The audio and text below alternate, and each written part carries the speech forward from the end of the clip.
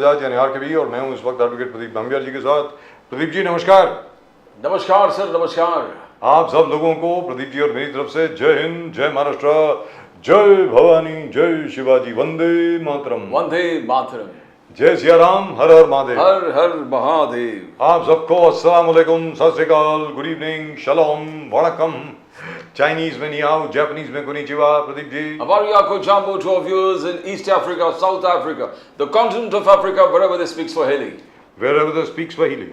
Lovely language, absolutely lovely language, as far as Swahili is concerned. So, Pradeep ji, insofar as Parliament is concerned, what the activities happening off Parliament, are causing a greater amount of chatter than those things which are going on inside Parliament, which is strange. You have the Vice President Jagdeep Dhankar Sahab, who is the chairman of the Rajya Sabha, and Jaya Bachchan clashing over the tone of Jagdeep Dhankar Sahab's voice. And within Parliament too, you have Mr. Om Birla under pressure from all sorts of places, both from the Treasury benches and from the opposition. Now, when a speaker comes under pressure from both the Treasury benches and from the opposition, that means he's doing a good job. That at least is my opinion. But what we see, what we perceive, we hope that the principles of democracy for which the founding fathers made this entire system of democracy got us independence. Let us ultimate objective is कि हम लोगों के काम कर रहे हैं वहाँ बैठ के are we solving the issues affecting the common man. लेकिन प्रदीप जी, जहाँ तक जय जी का सवाल है, जय बच्चन जी का सवाल है, जय बच्चन जी ने जो कहा कि आपकी टोन जो है, आपकी आवाज़ की जो टोन है वो ज़रा ठीक नहीं है, हम लोग बच्चे नहीं हैं, स्कूल के बच्चे नहीं हैं, which is kind of correct in the sense that they are also members of parliament. But I agree, members of parliament have to remain within the law, within the prescribed rules and regulations of parliament. Now, I think he has to respect, as you say, Mallikarjun Kharge साहब है, वो अगर senior leader कुछ बोलना चाहते हैं, he should give a hear. You can't allow say, no, you can't speak. I mean, you don't. I will not allow you to speak. You can't behave with the leader of the opposition. You need to respect the leader of the opposition also. But at the same time, all parties together to see that this democracy flourishes. This entire institution you call the temple of democracy. But let us believe that it's a temple. Let us make it believe. But I'll tell you what, Pradeep ji. As far as I'm concerned, I think that perhaps the BJP, the Modi government, perhaps made a mistake, in my personal opinion, bringing in the Waqf Amendment Act so quickly. इतनी जल्दी लाना मुझे लगता है गलती था. इसकी वजह से Joint Parliamentary Committee को आपको वापस भेजना पड़ा. Now at the moment we've got and of course we can also tell you that Vinesh Phogat's hearing is going on at the moment in Paris. It's on right now. I hope we get some good news, which I doubt very much, very frankly, because that will open up the floodgates. I'm praying that that Vinesh Phogat actually gets the silver medal, or judgment comes in her favor, but that will open up the floodgates for all sorts of litigations everywhere within the International Wrestling Federation. So I'm not sure what can be done, but if something can be done, I hope it is actually done. However, at the moment with us, we have Ajay Pathak साहब BJP के और नाज़र हुसैन साहब कांग्रेस के, दोनों के दोनों इस वक्त हमारे साथ हैं. अजय पाठक साहब नमस्कार. नमस्कार सर, जय हिंद, जय भारत, वंदे मातरम. वंदे मातरम सर, जय सिया राम, हर हर महादेव. नासर साहब, how are you sir? How are you sir? Nasir साहब, good evening. कैसे हैं? Very good evening sir, very good evening. How are you sir? Absolutely fine. So नासर साहब, आमिर खान की जगह अब आप ले रहे हैं, मतलब फिल्म इंडस्ट्री में अब आप बॉलीवुड में अब आप जाने हो. शाहरुख खान के बहुत सारे रोल्स भी आ गए. But anyway, that's a separate issue.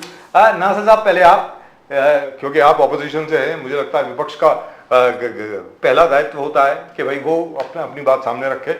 Sir, ये जो वक्फ का जो अमेंडमेंट पेश किया गया, उसके बाद अब जॉइंट पार्लियामेंट्री कमेटी को रेफर कर दिया गया, क्या वक्फ में इतनी ज्यादा तकलीफ है नंबर एक कि उसके लॉ को अब चेंज करना पड़ेगा? ऐसा है क्या नासर साहब? नहीं, एक्चुअली चेंज करना नहीं है, एक मुद्दों को जिंदा रखना है.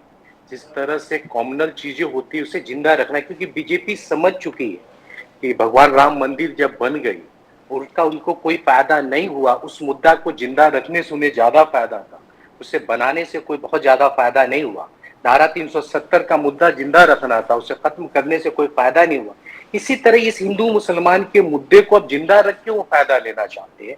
नहीं तो नजूल बिल यूपी में आता है, उनकी सरकार रहती है, वो सरकार रहती है, वो बिल ठंडे बक्से में चली जाती है. तो इनका मकसद उस बिल को पास कराना नहीं था, उस मुद्दे, उस बिल के ऊपर राजनीति करना था, उस बिल के ऊपर हिंदू मुस्लिम की बातों को जिंदा रखना था, समाज में नफरत रखना था। वरना मैं पूछना चाहता हूं, इस वक्फ एक्ट के अंदर वो क्या चेंजिंग करना चाहते हैं? वो कहते हैं कि नन मुस्लिम को इसमें रखना है, तो इसमें कब मना था कि नहीं रख सकते? आप पहले भी रख सकते थे। वो एक्ट मैं पूछना चाहता हूं, जो वक्फ एक्ट मना करता है कि नन मुस्लिम इसके अंदर इंटर नहीं कर सकते, ऐसा तो कोई एक्ट में रूल नहीं है। महिला को रखने का भी इस पर रीजन था, कहीं से मना नहीं था। आप बताइए, वक्फ एक्ट जो है वो कौन चलाता है? राज्य की सरकारें चलाती है, सेंट्रल गवर्नमेंट चलाती है, सारी पाबंदियां गवर्नमेंट के हिसाब से चलती है। पहले सर्वेयर कमिश्नर नियुक्त होता था, उसको कौन नियुक्त करता था? वहां की राज्य सरकार नियुक्त करती थी। आज कलेक्टर नियुक्त होगा तो कलेक्टर भी तो राज्य के थ्रू है। तो जितने भी करप्शन है, ऐसा नहीं कि मैं कहता हूं वहां करप्शन नहीं है, करप्शन है, करप्शन हो सकता है, मगर उसकी जांच की पाबंदियां जो लगाना है वो कौन करेगी? वो राज्य की सरकार ही करेगी। तो इसमें कौन सा नया चीज वो लाना चाहते हैं, वो मैं समझ नहीं पाया। मैं पूरा एक्ट पढ़ रहा था। आप देखिए, 1846 में बरकत मियां का एक केस गया था, उस केस में भी यही पाबंदियां आई थी। तो उस समय 1913 तक ये बिल लटका रहा। 1913 में अंग्रेजों ने क्या फैसला दिया था? 1913 में अंग्रेजों ने यही फैसला दिया, इसके जो चलाने वाले होंगे ये मुस्लिम होंगे, ये वो होंगे, ये फलाना होंगे, पर उसको सब पूरे एक्ट को 1956 में बदल दिया गया। 1956 में दूसरे हिसाब से लाया गया। तो इमिटमेंट होता है, मगर वो क्या इमिटमेंट करना चाहते, क्या कहना चाह रहे, वो खुद भी नहीं समझ पा रहे, ना देश को समझा पा रहे। वो दो चंद मिसालें दे रहे हैं, वो चंद मिसालों को आप पूरे हिंदुस्तान का मिसाल नहीं हो सकता है। पाठक जी समझदार है, हम दोनों बहुत बार, एक बार किसी चैनल में हम कभी मिले इनसे, हम कई बार इनके साथ हम डिबेट में रहे, कभी हॉट टॉकिंग भी हमारी इनके साथ हुई, पर हमारे अच्छे दोस्त बन चुके हैं, क्योंकि किसी चैनल पे हम कई बार मुझे लगता है 8-10 बार हम इनके साथ मुलाकात कर चुके हैं। तो मैं चाहूंगा इस पे वो बताए कि वक्फ एक्ट क्या कहता है, वक्फ एक्ट क्या समझाना चाहता है, आप समझाए ताकि मैं भी समझूं, तभी उसके ऊपर मैं बेहतरीन आपको जवाब देता हूँ। अजय पाठक साहब, अब आप बताएं सर, अभी वक्फ अमेंडमेंट एक्ट लाने की जरूरत क्या पड़ गई? क्या मतलब क्या हुआ अभी? व्हाट इज दी मतलब जो ट्रिगर क्या है? अभी क्या हुआ है कि वक्फ एक्ट में अमेंडमेंट लाने की जरूरत पड़ गई, जो वक्फ एक्ट में अभी तक जो प्रावधान नहीं है, जिसके तहत सरकार का हस्तक्षेप नहीं हो सकता, क्योंकि वैसे भी आईएएस ऑफिसर तो बैठता ही है सर वक्फ बोर्ड में, वैसे भी सरकारी नुमाइंदे तो होते ही हैं वक्फ बोर्ड में। तो अभी सर्वे कमिश्नर गवर्नमेंट ही नियुक्त करती है, जी चेयरमैन गवर्नमेंट। अब उनको बोलने देना सर, आप बोल चुके हैं, पाठक साहब को बोलने दें। जी पाठक साहब प्लीज गो अहेड। बजाज जी, इसमें जो सबसे बड़ा प्रॉब्लम है जी, वो ये है कि किसी भी संस्था को, किसी भी ट्रिब्यूनल को, उसको ये अथॉरिटी पूरी की पूरी दे देना कि ना आप सुप्रीम कोर्ट उसमें हस्तक्षेप कर सकता है, ना लोअर कोर्ट हस्तक्षेप कर सकता है, ना रेवेन्यू हस्तक्षेप कर सकता है। आप जिस स्टूडियो में बैठे हुए हैं, कल को एक व्यक्ति आपका स्टूडियो दान कर दे और बता दे कि ये स्टूडियो कल से वक्फ बोर्ड की जगह हो गई, आप अपील करने के लिए कोर्ट में नहीं जाएंगे, इनके ट्रिब्यूनल में जाएंगे, वक्फ बोर्ड के ट्रिब्यूनल में जाकर के आप अपील करेंगे और यही सुनवाई करेंगे, यही वक्फ बोर्ड जज होगा, यही फैसला सुनाएगा और यही उसका सब कुछ करेगा। तो ये जो असीम शक्तियां उसको प्रदान कर दी गई है, किसी भी संस्था को ये असीम शक्तियां है नहीं।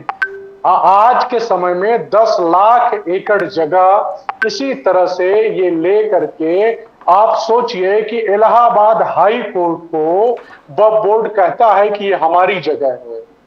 अभी 1500 साल पुराना एक गांव है तमिलनाडु के अंदर, 1500 साल पुराना, इस्लाम को अस्तित्व में आए 1400 साल हुए और 1500 साल पुराने गांव को के मंदिर को और पूरी गांव की जगह को ये बोलता है वक्फ बोर्ड की वो पूरी की पूरा गांव, पूरा का पूरा मंदिर हमारा है।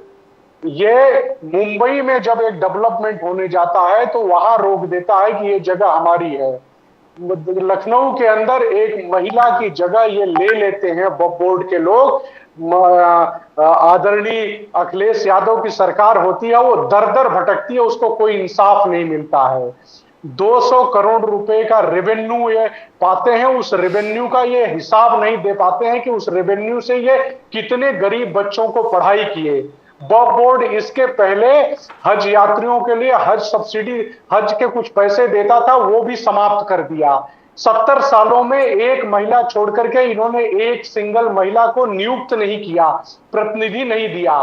तो ये असीम शक्तियां इसको क्यों दी जाएं किसी भी ट्रिब्यूनल को, कि कल को मैं जिस घर में बैठा हूं ये कह दे कि ये हमारी जगह है, तो हम कोर्ट में न जाकर के इन्हीं के ट्रिब्यूनल में लड़ने के लिए जाएं और फिर हम लड़ते रहें सालों साल 10, 20, 25 साल, और फैसला तो देना क्या करना है ये तो इनको पहले से पता है कि साजिशन इन्होंने जो चीजें की है, ये आज तक सिर्फ साजिश ही तो करते रहे हैं, उससे इन्होंने कितने लोगों का भला किया।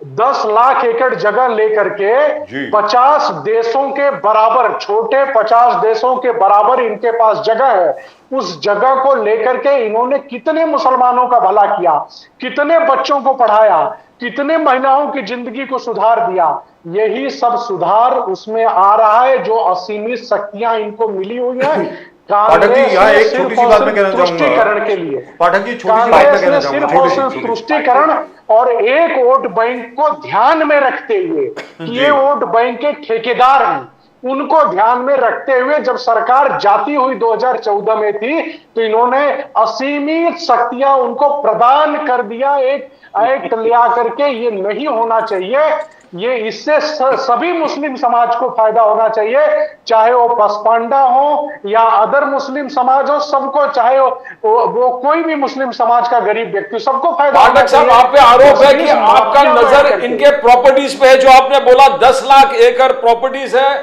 आफ्टर डिफेंस, आफ्टर रेलवेज, सबसे ज्यादा प्रॉपर्टीज वक्फ बोर्ड के हैं। 8,70,000 इनके प्रॉपर्टीज है, 8,70,000 प्रॉपर्टीज है। आप इस चीज को डिस्टर्ब करना चाहते हो, the big land bank belonging to the Waqf board, आप इस चीज को हासिल करना चाहते हो। आपके नजर और आंखें वहीं पर है। जी, आपने बहुत अच्छा प्रश्न किया। तो इसका फायदा जब इतनी जमीन इनके पास है तो सबसे पिछड़ा इन्हीं का समाज क्यों रह गया? क्यों नहीं उनके यूज में इन्होंने आज तक यूज किया 70 सालों में? क्यों नहीं उससे उनको फायदा पहुंचाया? सिर्फ 20 माफिया मिलकर के क्यों उस जमीन पे काबिज हुए हैं? असीमुद्दीन ओवैसी जैसे लोग, इंडिया टुडे की रिपोर्ट है कि 300 करोड़ से ज्यादा की संपत्ति असीमुद्दीन ओवैसी जैसे लोग लेकर के क्यों बैठे हैं। ये इंडिया टुडे की रिपोर्ट है, मैं ऑन कोर्ट कह रहा हूं। ये चाहे तो मेरे ऊपर मुकदमा करें, चाहे तो ऑन इंडिया टुडे के ऊपर मुकदमा कर ले। 300 करोड़ से ज्यादा ऐसे 20 लोगों यहाँ पर पाठक जी एक छोटी सी चीज आपके सामने रखता हूं। पाठक जी, अजय पाठक साहब एक सेकंड। अजय पाठक साहब, आपने कहा कि इन्हीं के ट्राइब्यूनल के सामने आपको जाना पड़ेगा, यानी वक्फ बोर्ड के अपील ट्राइब्यूनल के सामने ही जाना पड़ेगा। अब जो सूरत की म्यूनिसिपैलिटी की जो बिल्डिंग है उसके ऊपर भी किसी ने वक्फ बोर्ड का दावा कर दिया था कि ये भी वक्फ बोर्ड की है साहब। सूरत के जो म्यूनिसिपल हेडक्वार्टर्स है उस पे, उसके ऊपर, क्योंकि वो मुगल सराय हुआ करती थी एक जमाने में, बादशाह मोहम्मद, वो अपने हुमायूं ने बनाई थी, इसको लेकर के ये कह दिया गया कि ये भी वक्फ की प्रॉपर्टी है। ट्राइब्यूनल के सामने जब केस आया तो ट्राइब्यूनल ने उस केस को बाहर ही नहीं किया, यह कहा कि जो कंप्लेनेंट है, जिसने यह दावा लगाया है, उसके खिलाफ क्रिमिनल केस होना चाहिए। तो सर, जहां तक ट्राइब्यूनल का सवाल है, मेरे पास तो 2 या 3 जो फैसले आए हैं वो तो काफी अच्छे दिखते हैं मुझको, but they seem to be quite all right, very very fair, just दिखते हैं मुझको।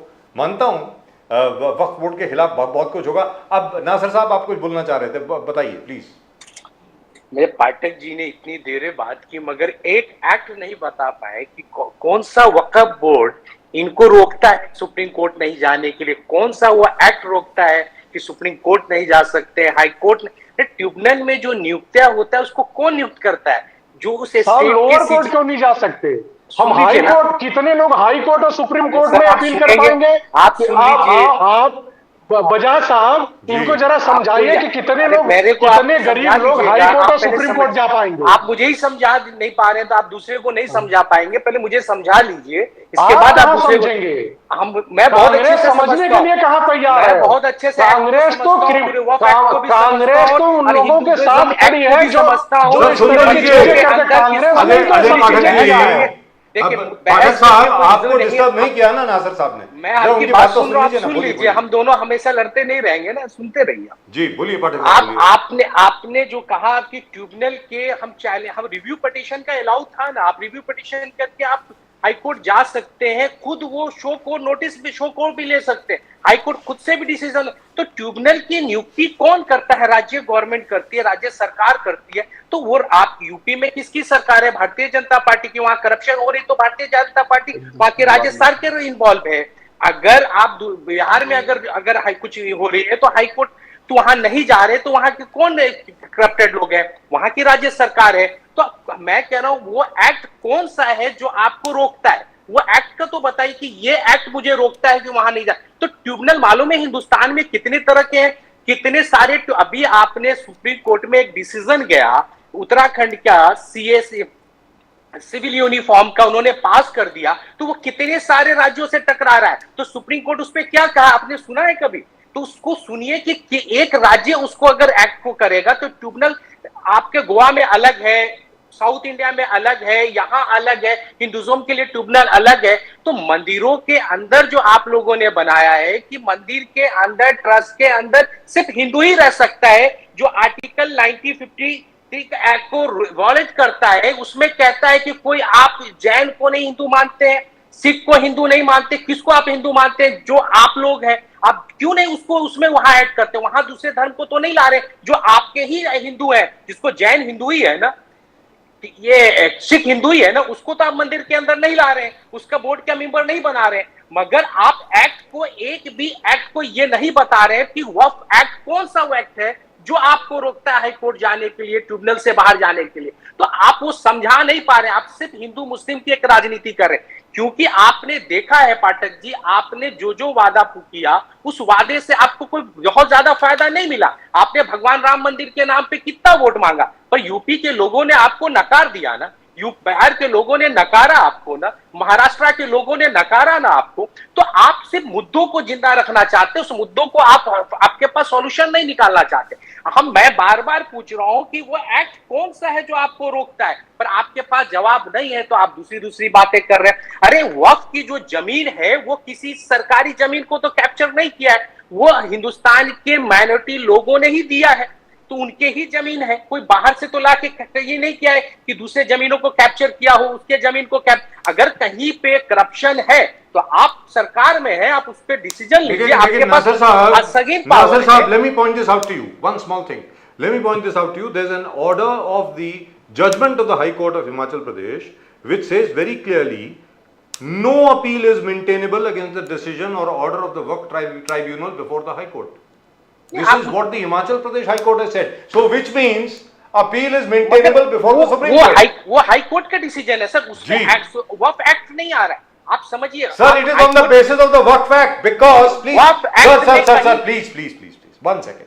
A Waqf Tribunal judgment is equivalent to a High Court decree, and a decree can be challenged only in the Supreme Court, sir, not in the High Court. Sir आप फिर 1963 में आप जाइए, 1963 में supreme court ने क्या कहा? After that the act has been changed.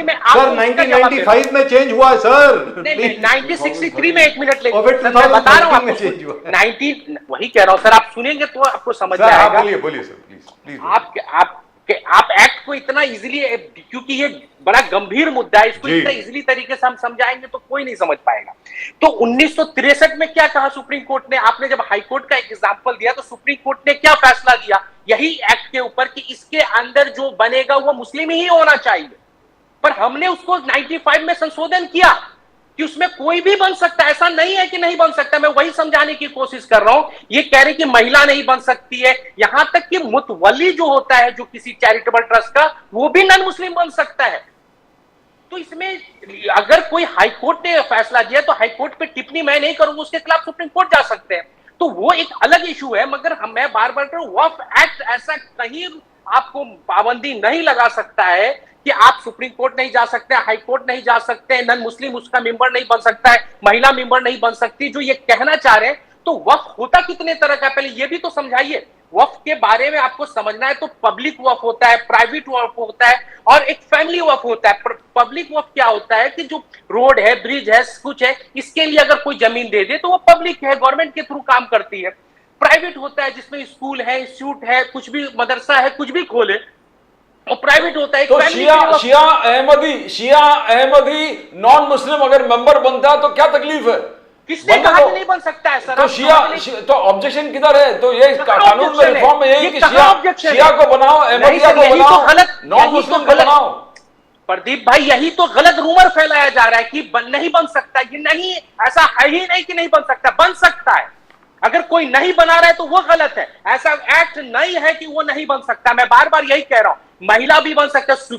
शिया हुआ और लेडीज शिया हुआ बोर्ड है बना हुआ, कैसी बात कर रहे हैं कि नहीं है? शिया हुआ बोर्ड है ना। आज अगर इतनी ही ताकत है तो बोलिए मुकेश अंबानी का घर तो वह बोर्ड के जमीन पे बना है, उसको डिमोलिशन करोगे?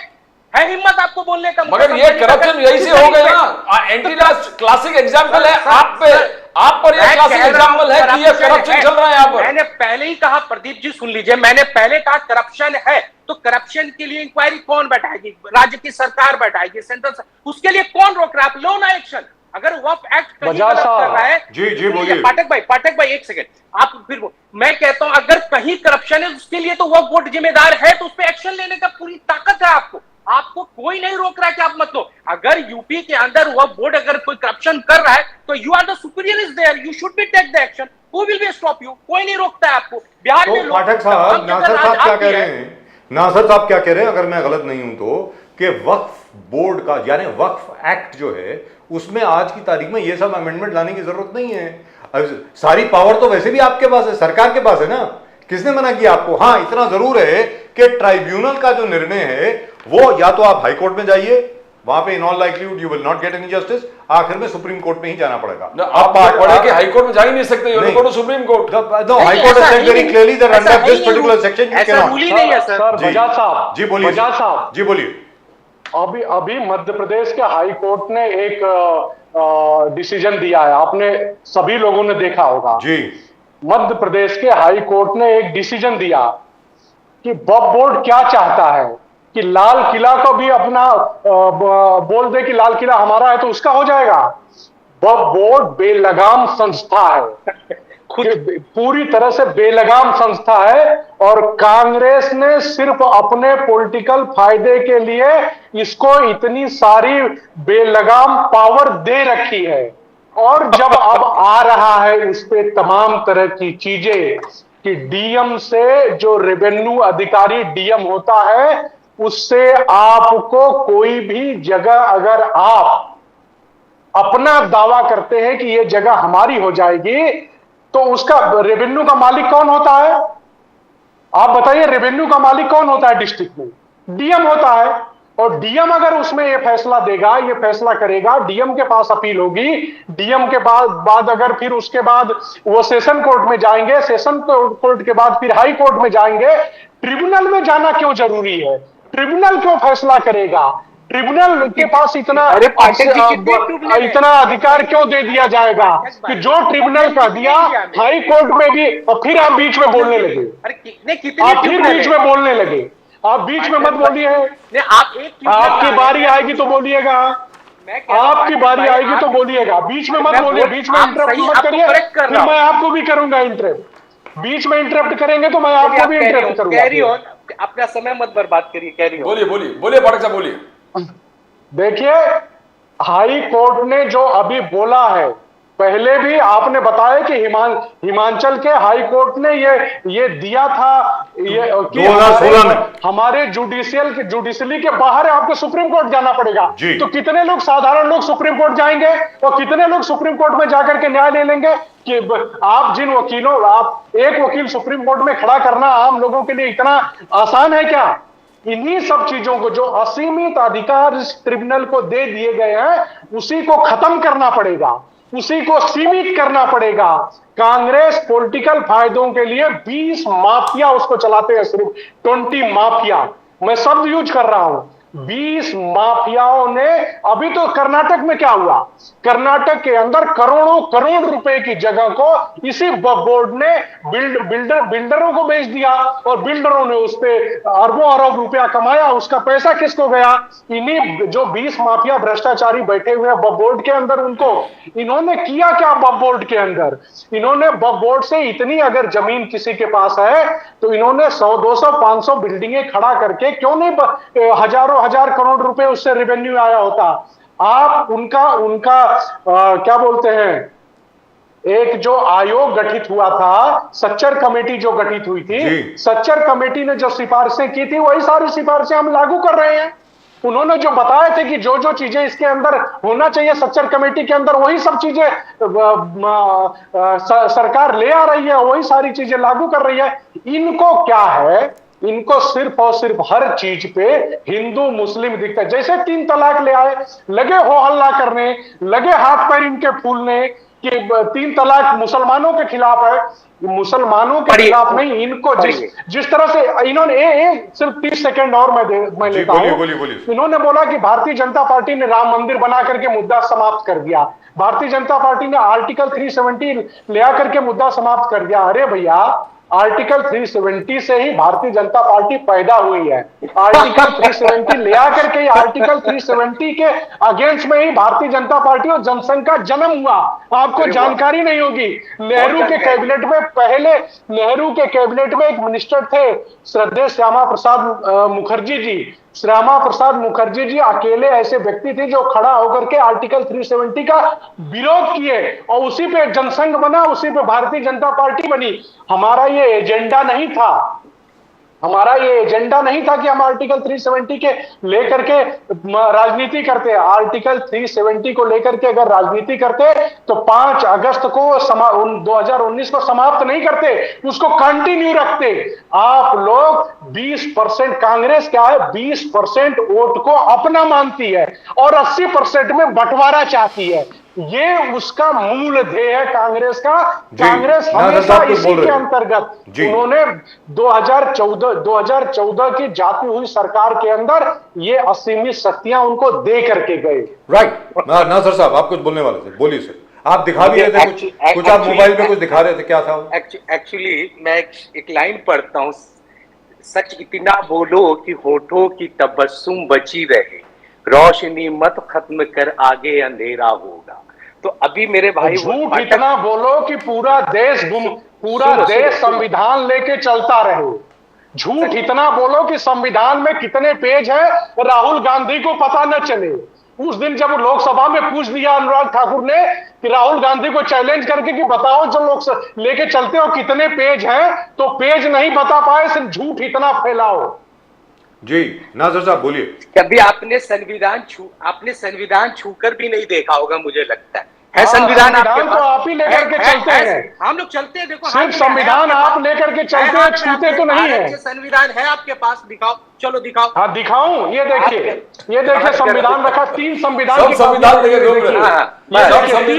की कापियां रखी हुई है, बस कॉपी रखी है ना। दिखाओ मत, राहुल गांधी संविधान पढ़ो, संविधान दिखाओ मत। उस दिन अनुराग ठाकुर ने पूछ दिया कितने पन्ने हैं, तो एक जवाब नहीं था। जैसे आप संविधान को लेकर के शेर है ना, ऐसे राहुल गांधी पढ़ते नहीं है। आज अगस्त क्रांति है, झूठ बोलने का काम करते हैं। मुखर्जी का नाम लिया, यही श्यामा प्रसाद मुखर्जी मुस्लिम लीग के साथ सरकार बना रहे थे बंगाल में। यही भारत जोड़ो का बात करते हो, भारत छोड़ो का किसने विरोध किया था? यही अगस्त क्रांति। आज का दिन याद है? कौन सा दिन है आज? किसके खिलाफ आप गए थे? मुझे नेहरू जी का भी याद है कि नेहरू ने किसके झंडे के नीचे शपथ ली थी। नेहरू का भी मुझे भारत छोड़ो के नेहरू किसके झंडे के नीचे शपथ लिए थे वो भी याद है मुझे। किसकी कसम खा करके नेहरू किसकी कसम खा करके विक्टोरिया की कसम खा करके नेहरू ने शपथ लिया था। देश को बांटने वालों, वह सराय की कसम खा करके, वह सराय की कसम खाया था नेहरू ने। संविधान से नफरत है आपको। देश के संविधान से नेहरू नफरत ने है। किसकी अगर कसम उसने खाई थी वो भी अगर बता राहुल दीजिए। गांधी ने संविधान दिखाया तो 1947 में नेहरू ने किसकी कसम खाई थी? संविधान को आप संविधान की कसम खाए थे नेहरू। नेहरू वायसराय की कसम खाए थे। नेहरू जी ही मुखबिर थे। अरे आप असली मुखबिर तो नेहरू थे। मुद्दा नहीं है इस आपके देश पास में बोलने को कुछ इस नहीं है। देश में आप मुखबिरी नफरती हो, आप मुखबिरी नफरत तो फैलाते नेहरू हो, ने आप किया। नफरती हो। स्वतंत्रता आपने सेनानियों की मुस्लिम मुखबिरी लीग तो के नेहरू ने साथ किया। बनाई। आपने अगस्त क्रांति जैसे महात्मा गांधी के कातिलों में नाम है, आप कैसी बात करते हो? महात्मा गांधी के कातिलों में गांधी के विषय में तो बात ही मत करो। अरे आप मत जब बोलो। रिपोर्ट आ आपका- गई मैं नेहरू कह के रहा कि हूं, महात्मा गांधी जी के आपने ऊपर हमला महात्मा होने गांधी के वाला कातिलों में है तो आपका नाम नेहरू है। रिपोर्ट आप लेकर पे- बैठ गए। आप पे बैन असली लगाया अगर गया। महात्मा और गांधी का सरदार कोई पटेल ने कातिल बैन है लगाया। आप तो वो कैसी बात रिपोर्ट करते हो? दबाने अरे वाला भारत- नेहरू जी भारत है। जोड़ो, जो भारत नेहरू ने जोड़ो रिपोर्ट का लेकर के वीडियो महात्मा गांधी के बैठ गए। जब एक सप्ताह पहले नेहरू को रिपोर्ट मिली कि महात्मा गांधी के ऊपर अटैक होने वाला है तो नेहरू वो रिपोर्ट लेकर के बैठ गए। आप पढ़ लीजिए। अगर नेहरू का असली कोई कातिल है तो वो रिपोर्ट दबाने वाले व्यक्ति है जो एक सप्ताह पहले रिपोर्ट आई थी और रिपोर्ट को लेकर के नेहरू जी वो रिपोर्ट लेकर के बैठ गए। नासिर साहब, कांग्रेस पे बार बार आरोप है, कांग्रेस पे बार बार आरोप है। जब भी नेशनल इंटरेस्ट पे कोई बात हो, चाहे वो आर्टिकल 370 हो, ट्रिपल तलाक हो या शाह बानो का केस हो, शाह बानो का केस हो तो कांग्रेस ऑलवेज टेक्स, कांग्रेस एक रोड़ा बन के आता है। नासिर साहब, एक हफ्ता पहले जब रिपोर्ट नासिर हुसैन जी, उस रिपोर्ट को नासिर हुसैन, महात्मा गांधी के ऊपर अटैक हो सकता है मुस्लिम लीग के साथ सरकार बनाने वाले नेहरू ने होंगे रिपोर्ट दबाया। श्यामा प्रसाद मुखर्जी किसके साथ थे? अरे बाबा पहले बताओ, श्यामा प्रसाद मुखर्जी किसके साथ सरकारें बनाई? बोलो। भारत के साथ थे, भारत के साथ। विक्टोरिया की कसम खाने वाले कौन थे? मुस्लिम लीग के बताओ, साथ थे। किसकी कसम खा करके नेहरू ने शपथ ली थी? के खिलाफ काम किसकी किया, शपथ ली थी? किसकी किसकी मुखबिरी कर रहे थे? किन किन 5 स्टार होटलों में रह रहे थे? दुनिया जेल जा रही थी, काला पानी जा रही थी और नेहरू 5 स्टार होटल में रह के जेल का मजा ले रहे थे, किताबें लिख रहे थे। कौन था वो? चिल्लाते रहो। किसकी सुविधाएं भोग रहे थे? किसके कपड़े विदेश धुल रहे थे? अरे किसके कपड़े हेलीकॉप्टर से विदेश जाते थे धुलने के लिए? प्रसाद मुखर्जी घूमते होंगे, इसलिए आपको मालूम है। नासिर साहब सुनिए, नासिर साहब, कांग्रेस में यह आरोप है कि जब भी देश हित में कोई बात हो, नेचुरल जस्टिस की बात हो, कांग्रेस, शाह बानो का केस था, शाह बानो राजीव गांधी ने क्या किया सबको मालूम है। ट्रिपल तलाक होता है, प्रश्न पूछिए, बस 2 मिनट प्रश्न सुनिए। ट्रिपल तलाक और आर्टिकल 370 और अभी बांग्लादेश में जो क्राइसिस हो रहा है, सलमान खुर्शीद, महबूबा मुफ्ती, जो इंडिया अलायंस पार्टनर सब कह रहे हैं कि ऐसा इस देश में भी होगा। इस देश हम को उसकी मुखालफत करते हैं, प्रमोट कर रहे हो। उस बात की निंदा करते हैं, हम उस बात की निंदा करते हैं। कांग्रेस कभी उनकी इंडिविजुअल बयान है, हम निंदा करते हैं, क्लियर बोलते हैं। सलमान खुर्शीद तो टिके हुए अपने हम कह रहे निंदा करते हैं, उनकी बात की खंडन करते हैं। हमारी देश की लोकतंत्र बहुत मजबूत है। हम पाठक जी से कुछ भी हो लड़ते रहेंगे, बट लोकतंत्र के खिलाफ काम नहीं करेंगे। हम पाठक जी भले लड़ते हो, मगर जब लोकतंत्र की बारी आएगी तो हम दोनों एक हो जाएंगे। प्रदीप जी, मैं जवाब देता हूं। मैं सुन लीजिए पाठक जी, आप बोल लीजिएगा, आपको मौका मिलेगा, सुन लीजिए दो। पर आपने जो कहा, मैं इसलिए कह रहा हूं कि सच क्यों मैं रोशनी दिखा रहा हूं। आपने पहले क्या कहा, आपका रिकॉर्ड है बजाज भाई, आप रिपीट करिएगा कि ट्रिब्यूनल के फैसले के खिलाफ कोई हाई कोर्ट नहीं जा सकता। इन्होंने पहले कहा। अभी मैंने दिखाया कि ट्रिब्यूनल के खिलाफ हाई कोर्ट भी गए, वहां से भी उन्होंने बड़ी ईमानदारी से अपने मतलब की बात कही। इसी हाई कोर्ट के फैसले में कितनी कुछ मुकेश अंबानी के घर की नाम आई। क्यों नहीं मुकेश अंबानी पे कुछ बोलते हैं कि वह बोर्ड की जमीन को कब्जा करके बैठो। ये इकोनॉमिक टाइम्स का रिपोर्ट है, मध्य प्रदेश के हिसाब से ही लिया गया है। उसमें कहा जा रहा है कि आप बोर्ड की जमीनों को खाली करना पड़ेगा, पर वहां तो आप चुप हो जाते हो। मैं कह रहा हूं, आप मध्य प्रदेश में किसकी सरकार है? भारतीय जनता पार्टी की सरकार है। अगर वक्फ बोर्ड में कुछ करप्शन हो रहा है तो उसके लिए जिम्मेदार भारतीय जनता पार्टी है कि मुस्लिम लीग तो तमाम हिंदुस्तान के मुसलमान है। वहां की सर्वे कमिश्नर कौन नियुक्त करता है? वहां की राज्य सरकार करती है। यानी राज्य सरकार उस करप्शन में इन्वॉल्व है। मैं यही तो कहना चाह रहा हूं कि राज्य सरकार के बिना मर्जी का कहीं करप्शन नहीं हो सकता है। आप हिंदू मुस्लिम करके दिखाना चाहते हैं, आप कौमों को आधार पर बांटना चाहते हैं।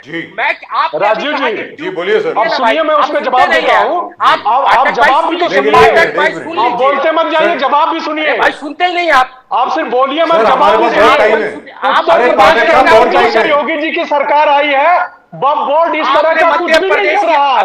उनको पता है, वक्फ बोर्ड को पता है कि क्या से क्या हो जाएगा। उनको पता है जहां जहां भारतीय जनता पार्टी के, और जो हाई कोर्ट ने कहा अभी मध्य प्रदेश में, वो मामला 2004 से चल रहा था, आपको जानकारी नहीं है। अरे तो हमें पूरी 2004 से चल रहा था मामला, उस पे हाई कोर्ट ने टिप्पणी की है। जहां जहां आपकी सरकारें आपके पुष्टिकरण की सरकारें हैं, वहाँ सिर्फ और सिर्फ इसी तरह की चीजें करता है। कर्नाटक, केरल और इस तरह की चीजें करता है। वहाँ वो भ्रष्टाचार और ये सब चीजें करता है। अजय पाठक जी, एक सेकंड। इसीलिए अरे नासिर साहब, एक सेकंड, आप तो पारदर्शी होगी, इसीलिए आपके पेट में दर्द हो रहा है। सर, आप दोनों को एक चीज बताना चाहता हूं मैं। जब Sachar for committee information committee की सिफारिशें उसमें लागू होगी। सर, सच्चर कमेटी की रिकमेंडेशन लागू हो ही नहीं सकती। It is not been accepted by the government. Number 1, अगर रिकमेंडेशन एक्सेप्ट हो सकती हैं तो रंगनाथ मिश्रा कमीशन की हो सकती हैं, सच्चर कमेटी की नहीं हो सकती। दूसरी चीज, वहां पर आई एम सरप्राइज कांग्रेस का कोई खड़ा होकर के उसने किरण रिजिजू जी को करेक्ट क्यों नहीं किया, पर that's a separate issue. Sir, अभी आपने पाठक साहब मध्य प्रदेश हाईकोर्ट का हवाला दिया। सर, मध्य प्रदेश हाईकोर्ट का हवाला दिया आपने अभी। इसका मतलब वक्फ बोर्ड की ट्राइब्यूनल का निर्णय हाई कोर्ट में अपील हो सकता है कि नहीं? अजय पाठक जी, आप ही ने बताया ना मध्य प्रदेश हाई कोर्ट का निर्णय। सर, वो कोई एक स्पेशल केस है, ये सिर्फ 2 केस हैं जी। पूरे इसमें सिर्फ 2 केस हैं जी। एक सूरत का केस है और एक सूरत का केस हाईकोर्ट में नहीं गया। 2 केस हैं सर, सूरत का केस हाईकोर्ट में नहीं गया, वो ट्राइब्यूनल ने उसको खारिज कर दिया। और जिन लोगों ने कोशिश की थी उनके खिलाफ कहा गया कि आप क्रिमिनल केस का, इनके खिलाफ क्रिमिनल केस होना चाहिए। और तीसरी चीज which is more important. Sir, अरे पाठक साहब, आप ही की बात कह रहा हूं, पाठक साहब आप ही की बात कह रहा हूं, एक सेकंड। वक्फ बोर्ड के पास, जहां तक मैं समझता हूं, वक्फ का जो एक्ट है, नासिर साहब जरा ध्यान से सुनिए, वक्फ के पास कोई राइट नहीं है कोई जगह क्लेम करने की। वक्फ की जो जमीन होती है वो वक्फ की जाती है, औकफ की जाती है कि ये जमीन मैं आपको दे रहा हूं।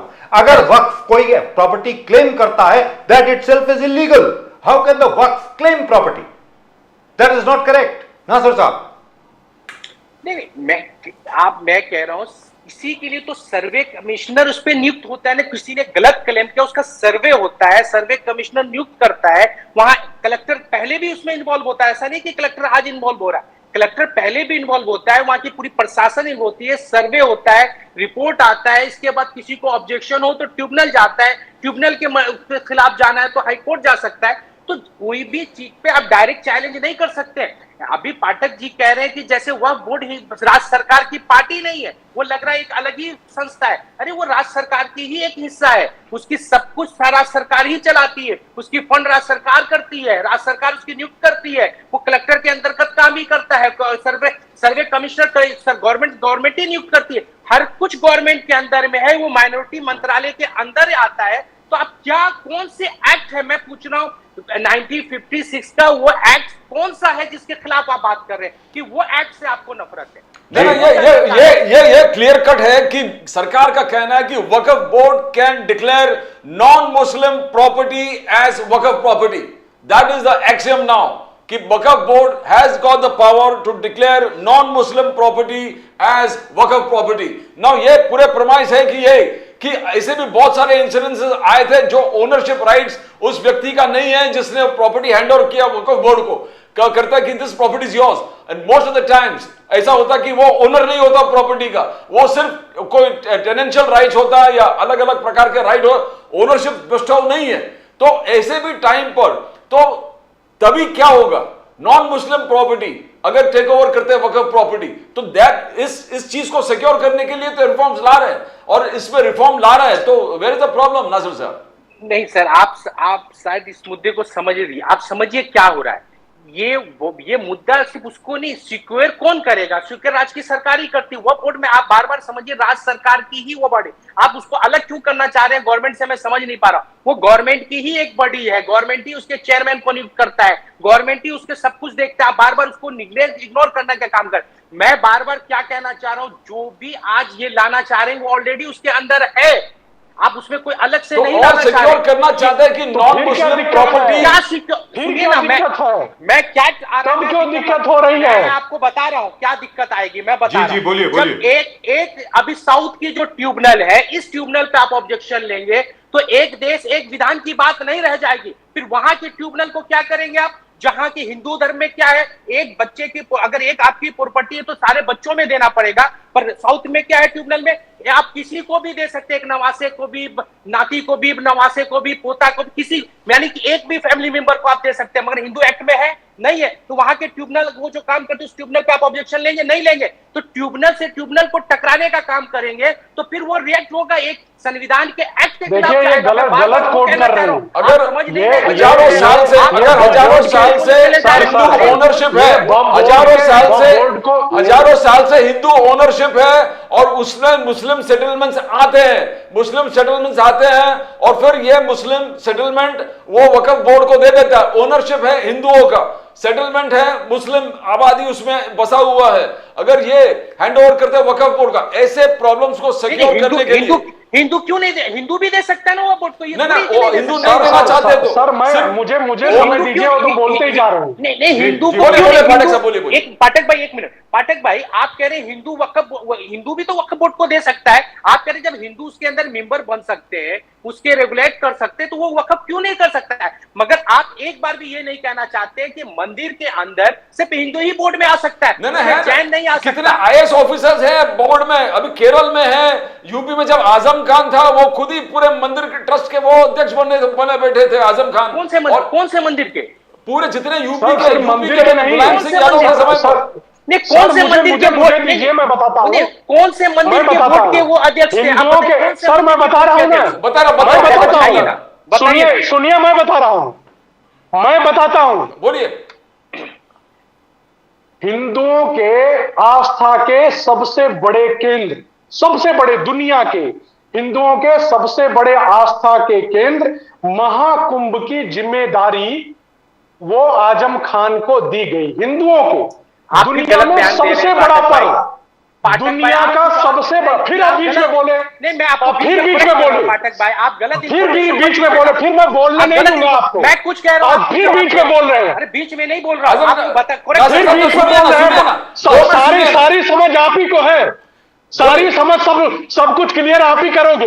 बोलिए, सुन रहे हैं ना नासिर भाई, सुन रहे हैं। हिंदुओं के सबसे बड़े आस्था के केंद्र, जो कि 2.5 साल कंटिन्यू चलता है, तब जाकर के 1 महीने का महाकुंभ लगता है, जिसके अंदर लगभग 30 करोड़ लोग आते हैं। 15 से 30 करोड़ लोग आते हैं वहां पे, और उसकी पूरी जिम्मेदारी किसके पास थी? इसी आजम खान के पास थी। किसके पास थी? आजम खान के पास थी। तब तो सब कुछ अच्छा लगता है, तब सब कुछ ठीक रहता है, लेकिन जैसे ही अगर इस तरह की चीजें होगी कि उसमें मुस्लिम महिलाएं प्रतिनिधित्व करेंगी या कोई और अल्पसंख्यक उसके अंदर आएगा, तो इनको सबसे बड़ी तकलीफ हो जाती है। अगर ये मुस्लिम महिलाओं के प्रतिनिधित्व को 70 सालों में दिए होते, 10% दिए होते, 20% दिए होते, 25% दिए होते, 50% दिए होते, सिर्फ आज तक के इतिहास में, बोर्ड के इतिहास में 70 सालों में एक महिला कुछ दिन के लिए इन्होंने नियुक्त किया, उसको भी निकाल करके आगा खान को बाहर कर दिया। तो ये सिर्फ और सिर्फ झूठ और झूठ, कांग्रेस जो है तुष्टीकरण के लिए ही ये सारी चीजें करती है। इनकी निगाह सिर्फ और सिर्फ उस 20% वोट पे है। उसको लेकर के इन्होंने किया क्या?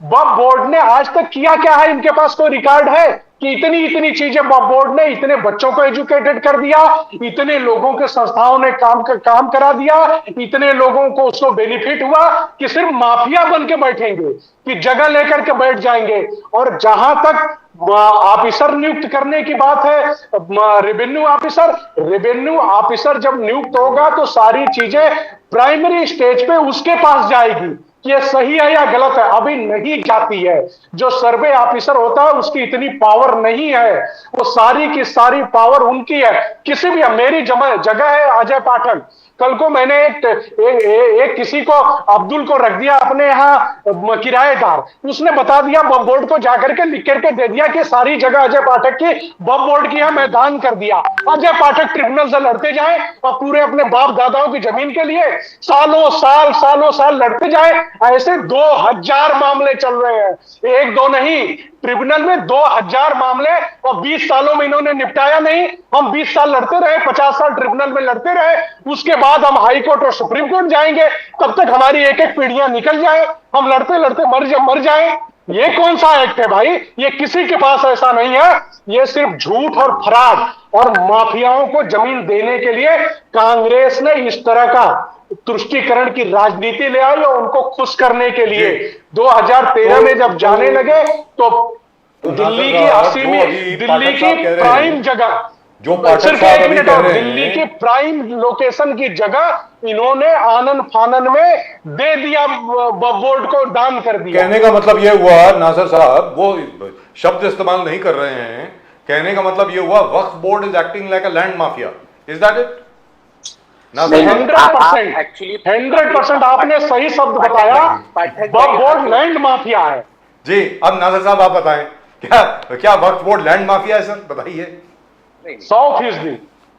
ठीक है, वो जो कह रहे हैं अपने हिसाब से कहते रहे, अभी मुझे बोलने दी। बोलिए। अभी प्रदीप भाई ने भी एलिगेशन लगा दिया, इन्होंने भी लगा दिया कि आजम खान किसी बोर्ड का मेंबर है। मैं बार बार वो क्या कह रहे हैं कि वो कुंभ का जो मेला, कुंभ का जो था उसका इंतजामात करा रहे थे, वो उसका इंतजामात देख रहे थे। वो एक एज ए मिनिस्टर होकर उसको देख, उसके चेयरमैन थे, कुंभ मेला के चेयरमैन थे, इंतजामात नहीं करा रहे थे, उसके चेयरमैन थे एक सरकार उस कमेटी के। सुन लीजिए, आप सुनना नहीं चाहिएगा तो नहीं समझ पाइएगा। हाँ बोलिए। नहीं तो आप बीच में क्यों बोल रहे थे? मैं ठीक है, आप ही बोलिए। कुंभ मेला जो हिंदुओं की आस्था का सबसे बड़ा दुनिया में केंद्र है, उसका चेयरमैन आजम खान कैसे था? ठीक है, अब आप बोलिए ना सर, कैसे थे आजम खान चेयरमैन? बोलिए, बोलते रहिए। तब तो आपको बहुत अच्छा लग रहा था। नहीं, आप बोलते रहिए, फिर मैं बोलता हूँ जी। आजम खान की जहां तक बात है, I don't think that is too relevant. However, is the Waqf board a land mafia, sir? I really want to know. अभी किसी मंदिर के बोर्ड के ट्रस्टी में चेयरमैन थे क्या? वो एक सरकार के नुमाइंदा होके नियुक्ति होती है। मंदिर ही है। अरे बाबा, वो मंदिर ही है, आपको पता नहीं है? गलत बड़ी जगह है। वो भारत का सबसे पवित्र स्थान है, हिंदुओं का सबसे पवित्र स्थान है। पाठक भाई, वहाँ आजम खान रह सकते हैं, दूसरे जगह Kumbh Mela is not a temple, Bajaj ji नहीं रह सकते।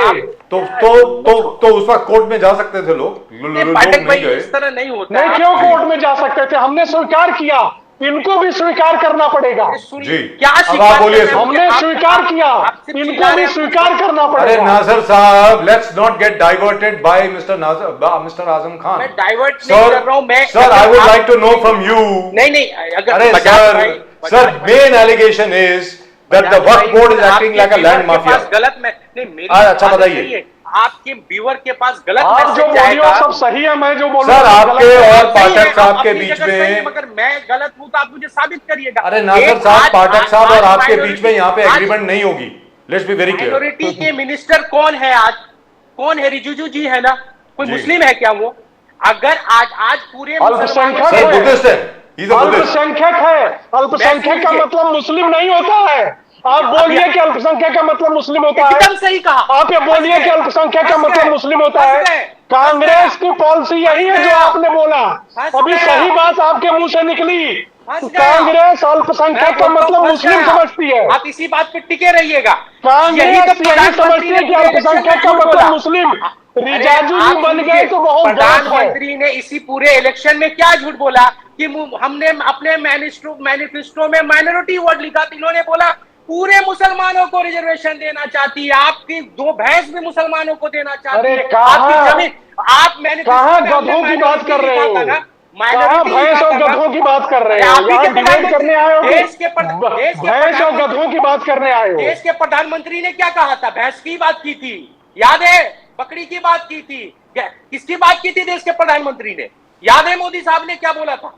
अब मुझे पता है खटाखट की बात की थी, खटाखट बोलते हैं, खटाखट हम लोग खटाखट की बात की थी। पर आपकी झूठ को मैं वही खटाखट की बात की थी कि आजम खान मिनिस्टर जिसको बात करता है, जिसको जिन 80% को बांटना चाह रहे थे उसी की बात की थी।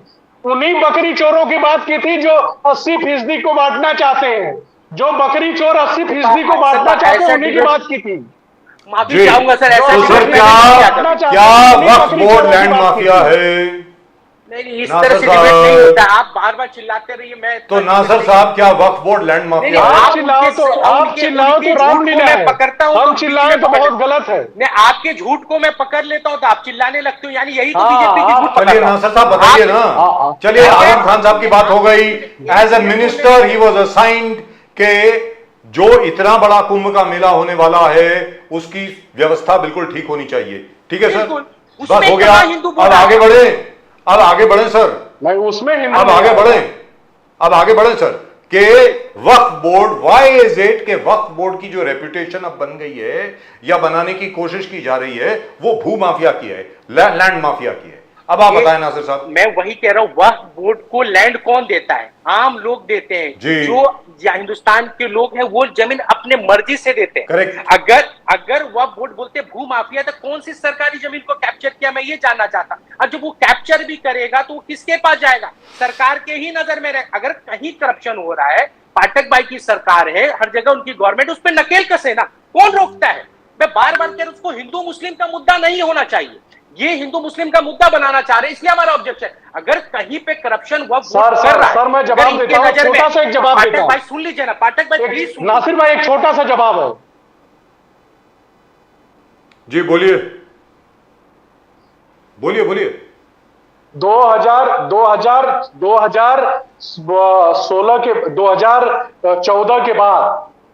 2014 के बाद ऐसे मामले मिनिमम आए हैं जिसमें बोर्ड ने जबरदस्ती किसी की जमीनों पे कब्जा किया है, जबरदस्ती, ये बहुत मिनिमम आए हैं। लेकिन 2000 जैसे ही कांग्रेस की सरकारें जब तक रही, मैं 2000 मामले पेंडिंग चल रहे हैं ट्रिब्यूनल में, उसमें से ज्यादातर 80% मामले ऐसे हैं कि अजय पाठक की जमीन है, किसी ने बता दिया कि ये जगह हमने दान कर दिया, किसी अब्दुल्ला ने, किसी नासिर ने बता दिया कि ये जगह हमने दान कर दिया, ये बजाज जी की जगह है हमने दान कर दिया। यही 80% मामले चल रहे हैं ट्रिब्यूनल में। 2014 के पहले से 20-20, 25-25 सालों से मामले चल रहे हैं और ट्रिब्यूनल उसमें कोई फैसला नहीं दे रहा है। तारीख पे तारीख देता, कितने दिन तक अजय पाठक और बजाज साहब लड़ते जाएंगे? पुष्ट दर पुष्ट यही करते रहेंगे। इन्हीं चीजों को दुरुस्त करने के लिए कि किसी अजय पाठक की जमीन को नासिर दान न दे सके, इसीलिए एक्ट आ रहा है। आप इसीलिए आपको हिंदू मुस्लिम दिख रहा है और यही मेन आपका दर्द है। मेन जो दर्द है वो यही है। अब आप बोलिए अजय पाठक की जमीन अब आप बोलिए न कर पाए, पूरे के पूरे गांव की जमीन को 1500 साल पुराना, सुन लीजिए, बीच में मत बोलिए, पूरी बात हो जाने दीजिए तो बोलिए। 1500 साल पुराने गांव को नासिर दान कर दे कि ये पूरा का पूरा गांव हमारा वक्फ बोर्ड का हो गया, उसी को दुरुस्त करने के लिए साहब ये बात ठीक है क्या? जहां तक वक्त का सवाल है, ये बात तो सामने आई है। 1500 साल तमिलनाडु के तिरुचिरापल्ली, क्योंकि आप मिले हुए हैं। अरे पाठक साहब एक सेकंड, उन्हीं लैंड माफियाओं के साथ तो कांग्रेस मिली हुई है, तो कांग्रेस को समझेगी। सर एक सेकंड, तिरुचिरापल्ली में 1500 साल पुराना गांव है, उसको वक्फ ने क्लेम कर दिया कि पूरा गांव जो है ये वक्फ बोर्ड का है। इसी तरीके से क्लस्टर डेवलपमेंट अनाउंस की गई महाराष्ट्र में, वहां पर दाऊद इब्राहिम के रिलेटिव अभी भी रहते हैं। गुजरात से किसी ने कंप्लेंट कर दी कि ये भाई वक्फ बोर्ड की जमीन है, आज तक क्लस्टर डेवलपमेंट जो है रुकी हुई है। मेरा ये कहना है। तो अब आप नासिर साहब बताएं, क्या वक्फ बोर्ड लैंड माफिया है? अब आप बताएं सर, नासिर साहब। एक्चुअली क्या है पाठक भाई, कोई एक दो एग्जांपल दे के पूरे वक्फ बोर्ड को भूमाफिया बता रहे। मैं कह रहा हूं, मैं इस एक दो करप्शन कहीं भी हो सकता है, किसी भी संस्था में हो सकता है, चंद लोगों के वजह से पूरी संस्था करप्ट नहीं हो सकती। आप बताइए, एक सरकार है अभी जो देश की सरकार है, उसमें कई करप्शन पकड़ा जाती है, तो क्या वो सरकारी को खत्म कर दोगे आप? ऐसी नहीं, स्ट्रीम जो सरकार है, मेन गवर्नमेंट में कितने करप्शन आए हैं या नहीं आए हैं? कितने सारे करप्शन आपने भी पकड़ा होगा। कहां खत्म हो रहा है? अरे बाबा आप, मैं नहीं, खत्म कहां हो रहा है? तो मुस्लिमों को आपकी बम बोर्ड खत्म हो रहा है, कहां खत्म हो रहा है? अरे किसने कहा कि बम बोर्ड खत्म हो जाएगा? को बोलने तो दीजिए, क्लेम क्यों कर रहे हो आप? पाठक साहब, नासिर साहब को बोलने तो खत्म हो रहा है। जी नासिर साहब बोलिए प्लीज, वेरी इंपॉर्टेंट। इस तरह से मैंने जी पाठक भाई, आप इसमें जीत नहीं सकता, आप महान आदमी है, आप बोलते रहे। आप जमीन तो मैं तो पूछ रहा हूँ कि बम बोर्ड कहाँ खत्म हो रहा है? बताइए कि किसने कहा बम बोर्ड खत्म हो जाएगा? सरकार कौन सा बिल लेके आई कि बम बोर्ड को रात कर देंगे? रात को दिन बोलिए, आप बोलते रहिए। कोई तर्क हो तो लेकिन नासिर साहब आपसे सवाल पूछा जा रहा है ना, लेकिन नासिर साहब आपसे सवाल तो पूछा जा रहा है कि अमेंडमेंट डालने का मतलब ये थोड़ी कि वक्फ बोर्ड खत्म हो गया। कहाँ के बम बोर्ड खत्म कर देंगे? जी बताइए, कहा सरकार ने, आप बताइए। अरे आप सुनेंगे तो ही तो जवाब मिलेगा, आप ही बोलेंगे तो कहाँ जवाब मिलेगा? जवाब दीजिए ना सर, प्लीज प्लीज बोलिए। वक्फ बोर्ड को ये बता रहे कि सरकार का हिस्सा नहीं है, यानी ये कह रहे हैं पाठक भाई कि वो सरकार का हिस्सा ही नहीं है, वो सरकार का उसमें नियंत्रण नहीं है। गलत, अभी आप ही कह रहे हैं, अभी नहीं बोला, शुरू से लेके अभी तक आप यही कह रहे हैं। आप फिर बोल रहे नहीं कह रहे। मैं ये बोल रहा हूँ, ये आप बोल रहे हैं। बजाज भाई रिपीट करके आप वो क्लिप जरूर भेज दीजिएगा कि ये कह रहे कि सरकार का उस पर कोई नियंत्रण नहीं है, ट्रिब्यूनल पे कोई नियंत्रण नहीं है, ट्रिब्यूनल कुछ भी फैसला दे सकता है, ट्रिब्यूनल के खिलाफ नहीं जा सकते हैं कहीं।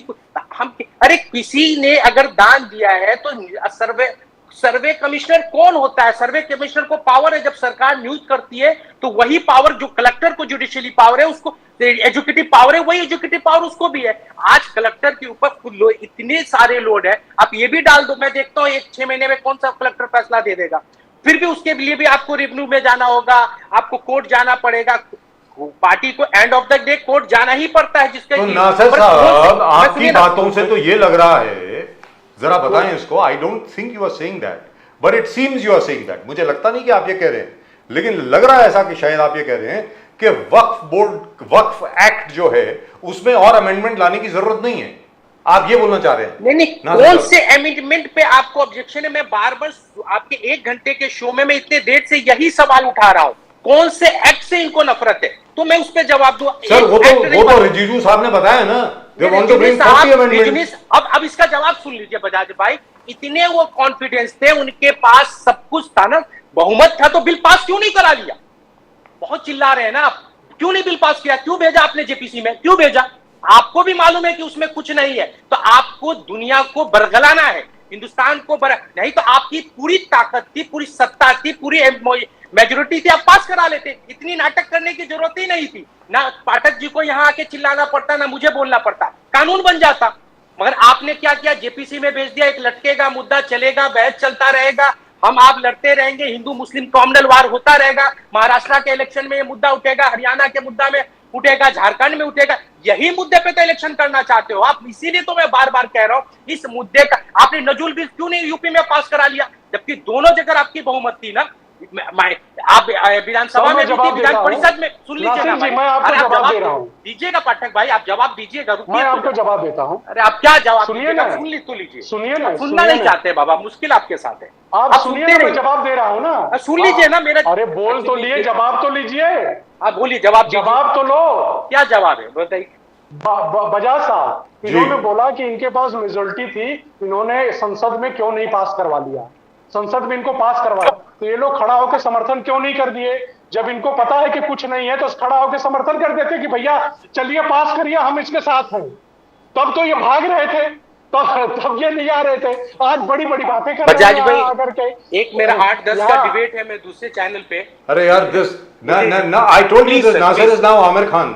ये तो आमिर खान है यार, मतलब he is totally in demand everywhere. नहीं सर, मैंने एक को टाइम दिया है सर, प्लीज 8 बजे मुझे भी दूसरे चैनल पे जाना है। Thank you gentleman, thank you very much. I don't think this debate is going to end, लेकिन अजय पाठक जी, अजय पाठक जी, आपके ऊपर आरोप है कि आपने जान करके उसको जेपीसी में इसलिए भेजा है ताकि मामला सुलगता रहे और तूल तब पकड़े जब चुनाव हो। तो ये चुनावी मुद्दा है, इसके बारे में बाद में बात करेंगे। सर बोलिए तो मैं कांग्रेस के प्रवक्ता और कांग्रेस के लोगों से एक निवेदन करना चाहता हूं कि आज वो लोकसभा के अंदर एक मांग कर दें कि इसको इसी सत्र में फिर से ले आइए और पास कर देते हैं। सर, मानसून सेशन खत्म हो गया, आएगा ही नहीं। ये आपको कल बोलना चाहिए था। इनको बोलिए सर, मानसून सेशन खत्म हो गया सर, ये कल बोलना चाहिए था आपको। ये सलाह कल अगले सत्र में इनको अगले सत्र में ले आए और इसको खत्म कर दे कि ये जाए ही ना। Right, thank you very much sir, thank you gentleman, नमस्कार। और स्पेशल सत्र ले आकर के पास कर दे ताकि ये मामला जाए ही ना और बीजेपी को कोई फायदा ही ना हो। ये लोगों को खड़ा होना चाहिए था अगर ऐसा लगता है तो। ये लोग झूठ, फरेब और सिर्फ झूठ की राजनीति, तुष्टीकरण की राजनीति करते हैं। मुझे नहीं लगता कि आप 8 बजे जा पाएंगे। भारतीय जनता पार्टी, मुझे नहीं लगता कि आप 8 बजे दूसरे शो में जा पाएंगे। नासिर साहब, आपको फरेबी कहा गया है, आपको झूठा कहा गया है, आपको हिंदू मुस्लिम को लड़ाने वाला कहा गया है। नासिर साहब, पाठक भाई मेरे दोस्त हैं, उनको मालूम है, वो जानते हैं मुझे अच्छे से मैं क्या हूं। मगर क्या बोलूं, ये आपस में मैं बता रहा हूं, वो जितना भी बोल रहे हैं उनको भी मालूम है कि वो झूठ बोल रहे हैं, मगर उनको बेचारे की मजबूरी है, वो बोलेंगे। आप नहीं तो वो रात को दिन भी बोलेंगे। नासिर साहब, राहुल जी का ही विरोध है कि लॉज वॉइस वोट से पास नहीं, कोई बिल वॉइस वोट से पास नहीं होगा। 25% of bills have been pass less than 1 hour in the last 10 years। Rahul Gandhi ने चेतावनी दिया, तो आई थिंक बैलेंस हो गए पार्लियामेंट में कि कोई चीज वॉइस वोट में होगा नहीं। मैं समझा नहीं, क्या बोल रहे सर? राहुल गांधी जी का खुद विरोध था कि विदाउट डिस्कशन डिबेट कोई बिल पास नहीं होगा। उन्होंने आंकड़े दिए कि गए बार 25% ऑफ बिल्स 1 घंटे के अंदर पास हुआ था लास्ट 10 साल में, लास्ट दोनों सेशन टर्म मोदी जी के। उन्होंने कहा कि विदाउट डिबेट और डिस्कशन हम होने नहीं देंगे पास। तो एक बहुत बड़ा मुद्दा है debate discussion.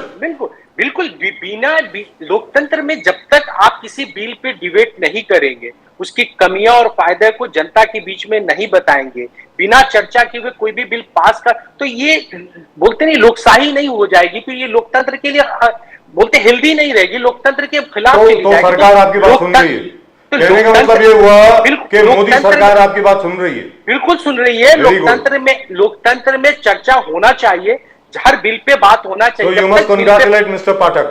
So you must सुनना ही congratulate Mr. पड़ेगा। Pathak. सरकार की आज मजबूरी है, आज बैसाखी पे ये सरकार नहीं सुनेगी तो ये सरकार गिर जाएगी। चलिए, बैसाखी है। पाठक साहब, आपसे एक सवाल सर, चलते चलते आपसे एक सवाल, yes or no? अरे एक मिनट नासिर साहब, एक second, don't go, just 15 seconds. Sir, Bangladesh में हिंदुओं के ऊपर, माइनॉरिटीज के ऊपर बहुत अटैक हो रहे हैं। क्या मोदी जी उनकी मदद करेंगे या नहीं करेंगे? राहुल गांधी जी ने भी पूछा है, केसी वेणुगोपाल साहब ने भी पूछा है, बाकी सब लोगों ने भी पूछा है। What are we doing about the Bangladeshi Hindus? क्या आप उनको अलाउ करेंगे हिंदुस्तान में आने के लिए? क्या आप बॉर्डर खोलेंगे या नहीं खोलेंगे? सर बताइए पाठक साहब।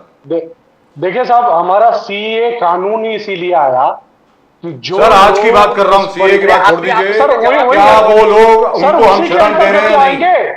आप किसके सीए के अंतर्गत ही तो आएंगे, उनको नागरिकता दी जाएगी, नागरिकता मिलेगी। सर, नागरिकता की जरूरत नहीं है, मैं अभी की बात कर रहा हूं। अवैध तरीके से थोड़ी रख देंगे हम उनको, हम अवैध तरीके से थोड़ी रख देंगे। तो कहने का मतलब ये हुआ कि अभी मरते तो मरे की तरह ये तो रखा। सर, तो अभी मरते हैं तो मरे। पाकिस्तान से या बांग्लादेश से आज तक हिंदू आए, उनको अवैध तरीके से ही तो रखा। तो अभी मरते हैं तो मरे। सीए का कानून पाठक साहब, अभी मंदिर जलाए जा रहे हैं, लोग मर रहे हैं, इस्कॉन का मंदिर जला दिया गया, हम लोग क्या कर रहे हैं? तो हमारी फॉरेन पॉलिसी का फेलियर है इसका मतलब, हमारी फॉरेन पॉलिसी का फेलियर हो गया ना सर, ये तो बहुत बड़ा फेलियर है। सुनिए, किसी को मालूम ही नहीं था कि ऐसा होने वाला है। Sir, what were our intelligence agencies doing? दूसरी चीज, कांग्रेस दोहरा रवैया अपनाती है हमेशा से हिंदुओं और मुस्लिमों के साथ। दोहरा रवैया इसलिए अपनाती है, एक तरफ तो अपने लोगों को बोल रही है कि पूरे देश में एक माहौल खड़ा करो कि यहाँ पे बांग्लादेश और श्रीलंका हो जाएगा, यहाँ पे बांग्लादेश और श्रीलंका हो जाएगा। दूसरी तरफ राहुल गांधी इस तरह की भाषा बोलते हैं, उन लोगों को निकालते नहीं है, उन लोगों के खिलाफ कोई एक्शन नहीं लेते हैं। सज्जन कुमार तो सभाएं लेकर के बोल रहा है, सभाओं में बोल रहा है, और इनके एक विदेश मंत्री हैं जिनको इन्होंने विदेश मंत्री बनाया था। इसका मतलब राहुल गांधी ने किसी एजेंडे के चलते ही उनको विदेश मंत्री बनाया था कि वो पूरे दुनिया में हिंदुओं के खिलाफ तुष्टीकरण की राजनीति करें। इसीलिए ये मेरा क्लेम है राहुल गांधी के ऊपर कि अगर उन्होंने इस तरह का प्रधानमंत्री के खिलाफ बोला तो राहुल गांधी ने उनके खिलाफ, या मणिशंकर अय्यर ने भी बोला है। मणिशंकर अय्यर तो वही व्यक्ति है, और ये भी सलमान खुर्शीद भी वही व्यक्ति है जो पाकिस्तान में जाकर के बोलते हैं कि आपकी मदद लगेगी, आप लोग सरकारों को हटाइए, सरकारों को, भारत की सरकारों को हटाने में मदद करिए।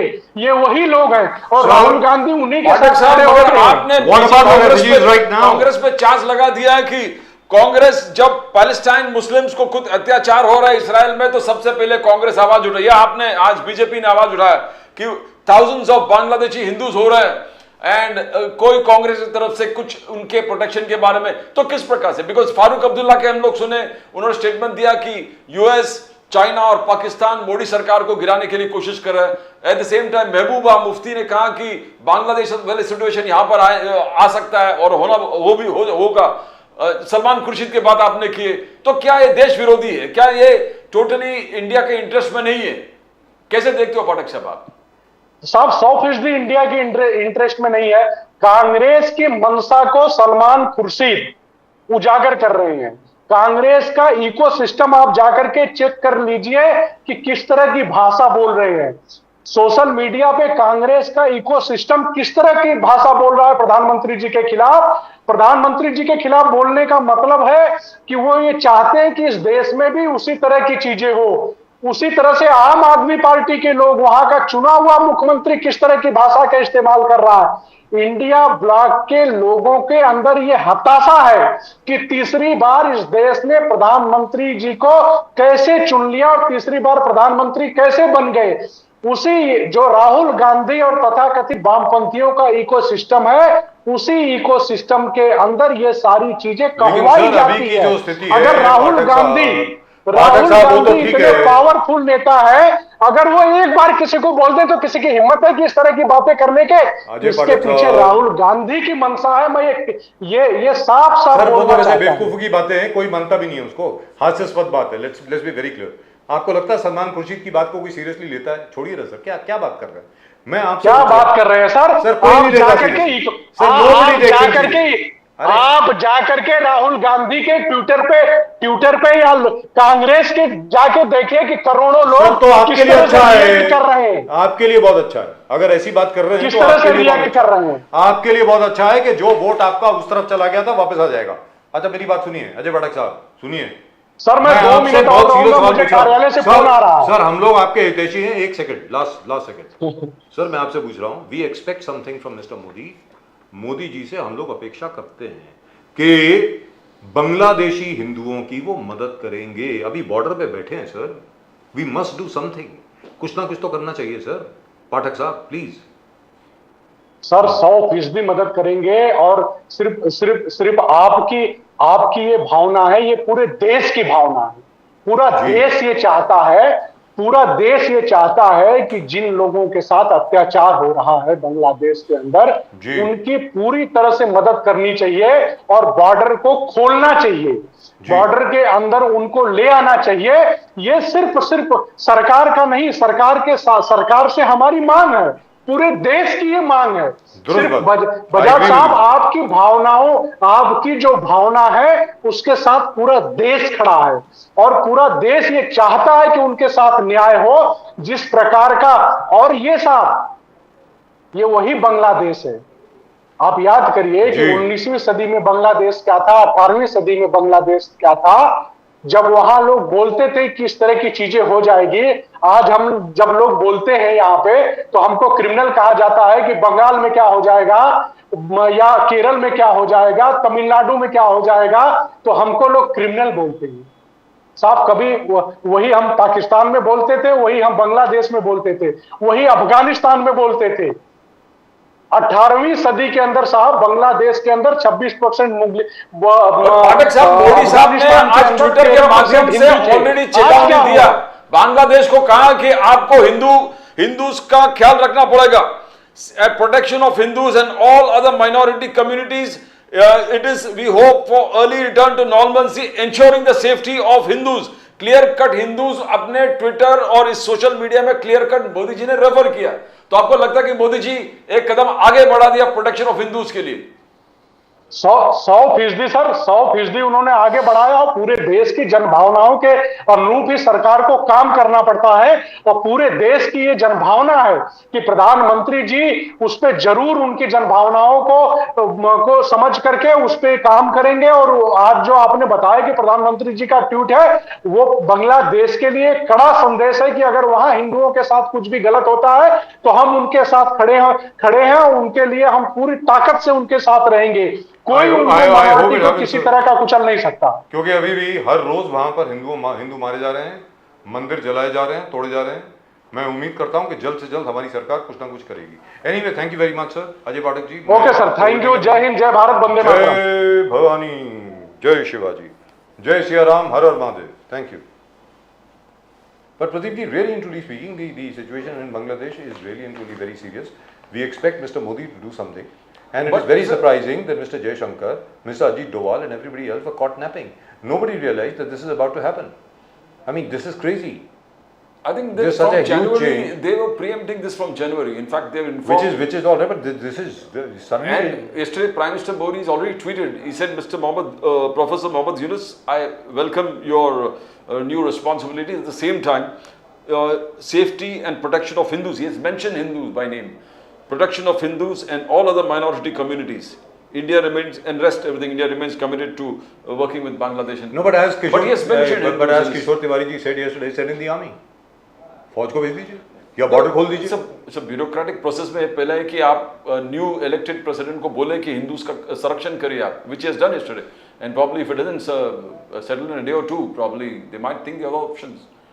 But at least the first time Prime Minister Modi has mentioned Hindus specifically in Bangladesh that you need to protect them along with other minority communities. That's right. That is correct, and I hope it happens. I really truly hope it happens. मैं उम्मीद करता हूँ कि जल्द से जल्द होगा।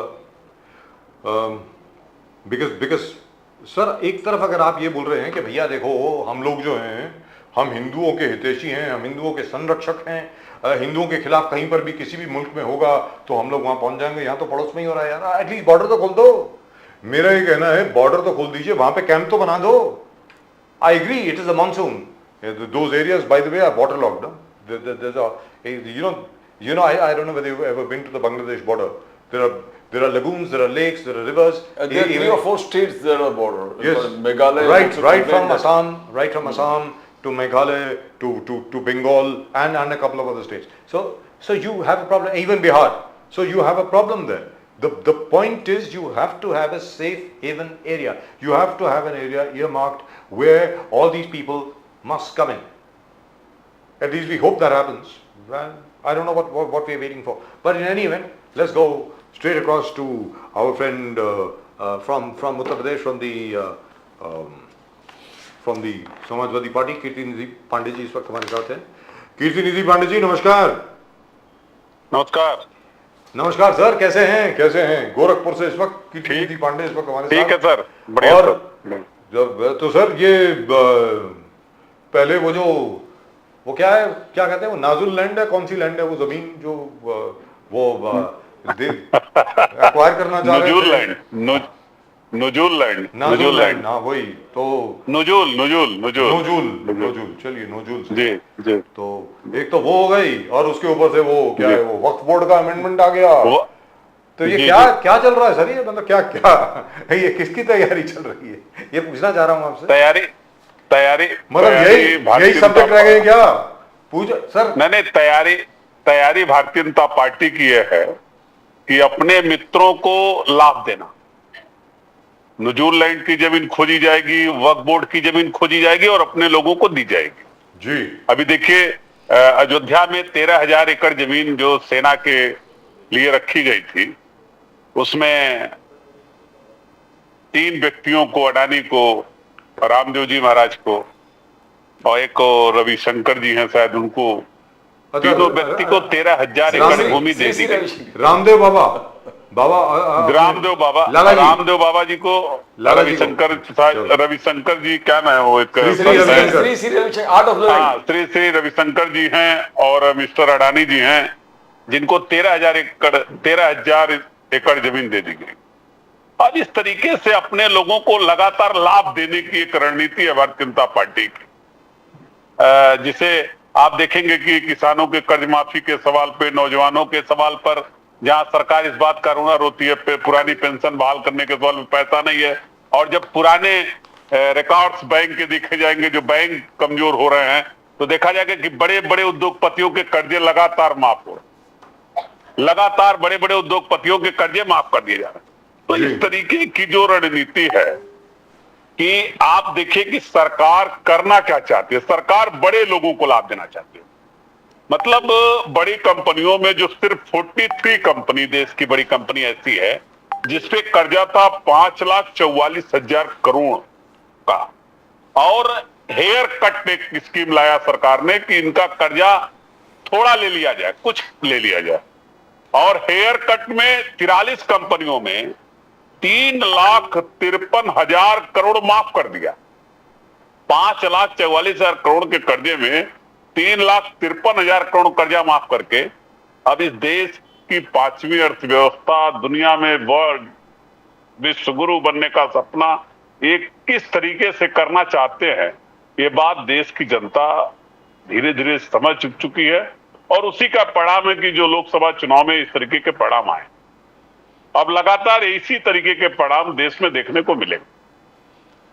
पांडे जी, बार बार राहुल गांधी जी भी कह रहे थे कि डेमोक्रेटिक ट्रेडिशंस को हमको जिंदा रखना है। आज जया बच्चन जी और धनखड़ साहब के जो आपस में जो विवाद हुए, जया बच्चन जी ने क्लियर कट कहा कि आपके टोन ठीक नहीं है धनखड़ साहब, हम आपको आदर करते हैं, रिस्पेक्ट करते हैं, मगर टोन ठीक नहीं है। तो धनखड़ साहब बढ़ गए। तो क्या ये पार्लियामेंट्री जो डेमोक्रेसी है, कहीं ना कहीं जो आरएसएस भी कह रहे थे, मोहन भागवत जी भी कह रहे, lowering the level of debates, ये डिबेट्स के लेवल पांडे जी बहुत बिलिटल हो रहा है, छोटा हो रहा है, वेरी लो हो रहा है। कैसे देखते हो आप? जया बच्चन ने जिस प्रकार से धनखड़ साहब को सुना दिया कि ये ठीक नहीं है, आप इस प्रकार से हमें बिहेव नहीं कर सकते, वी आर इक्वल्स, और आप चेयरमैन है। पांडे जी, मैं आपको एक चीज स्पष्ट कर दूं कि लोकसभा में स्पीकर हो या राज्यसभा में सभापति हो जी, इस बात से तो कोई इनकार नहीं कर सकता कि जिस दल की सरकार होती है, जिस पार्टी की सेंट्रल में गवर्नमेंट होती है जी, उसके कृपा पर ही दोनों जगह लोग चयनित होते हैं।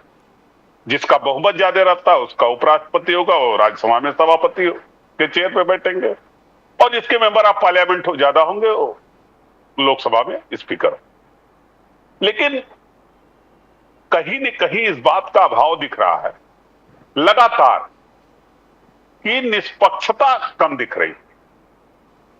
चेयर निष्पक्ष है लेकिन उस पर बैठने वाले निष्पक्ष नहीं हो पा रहे, जिसका परिणाम हो रहा है कि लगातार सदन में आप बिहेव देखेंगे, जब चाहे स्पीकर हो चाहे माननीय सभापति जी हो, जब आप इनका बिहेवियर देखते हैं सदन के अंदर, तो आप देखिए विपक्षी सांसदों के साथ किस तरीके से बिहेव होता है और पक्ष के सांसदों के साथ किस तरीके का बिहेव होता है। ये कहीं न कहीं इस बात को दर्शाता है कि कहीं ना कहीं जो निष्पक्षता है वो नहीं दिख पा रही, और जिसका परिणाम आज जया बच्चन जी ने जो बात कही, ये स्कूल के टीचर नहीं है सभापति जी, स्कूल के टीचर नहीं है कि जो बच्चों की तरह डांट रहे हैं, मिसबिहेव कर रहे हैं, अपमानित करने का प्रयत्न। जया बच्चन जी कोई पहली बार राज्यसभा में नहीं गई है, पांचवी बार की मेंबर है, पांचवी बार की मेंबर है राज्यसभा में, और लगातार सदन की कार्यप्रणाली को देखा है। ये पहली बार है कि किसी सभापति के लिए जया बच्चन जी ने इस तरीके के शब्दों का प्रयोग कर रही है, जो हमारे साथ मिसबिहेव कर रहे हैं, अपमानित करने का प्रयास कर रहे हैं। ये बड़ा दुर्भाग्यपूर्ण स्थिति है कि एक महिला सांसद जो बहुत सीनियर है और उन्होंने अपने को कहा कि मैं एक्टर हूं और मैं समझती हूं टोन को, तो करंट एक्टर डायरेक्टर के हिसाब से काम करे। तो सर ये आपसे ज्यादा पंडित जी, एक सेकंड सर, एक सेकंड, वो हम लोगों ने पूरा देखा जो जया जी और जगदीप धनखड़ साहब जो उपराष्ट्रपति हैं, उन दोनों के बीच में जो तर्क वितर्क की जो बात हुई, जय जी ने ऐसा क्या कह दिया कि वाइस प्रेसिडेंट साहब इतना भड़क गए?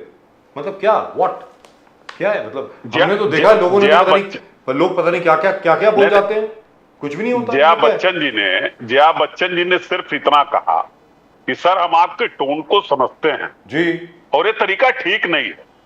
और वो भी पूरा नहीं कहा। टोन को समझते हैं, तरीका नहीं सर, नहीं, कीर्ति पांडे जी, मैं आपको करेक्ट कर दूं। उन्होंने कहा कि मैं एक्टर हूं, अभिनय करना जानती हूं, मैं बॉडी लैंग्वेज समझती हूं, आवाज समझती हूं, और आपकी टोन जो है वो, फिर उन्होंने चुप्पी साधी, बोली नहीं, जबान से उन्होंने कुछ नहीं बोला। मैं ये जानना चाहता हूं कि धनखड़ साहब इतना भड़क क्यों गए, काहे के लिए?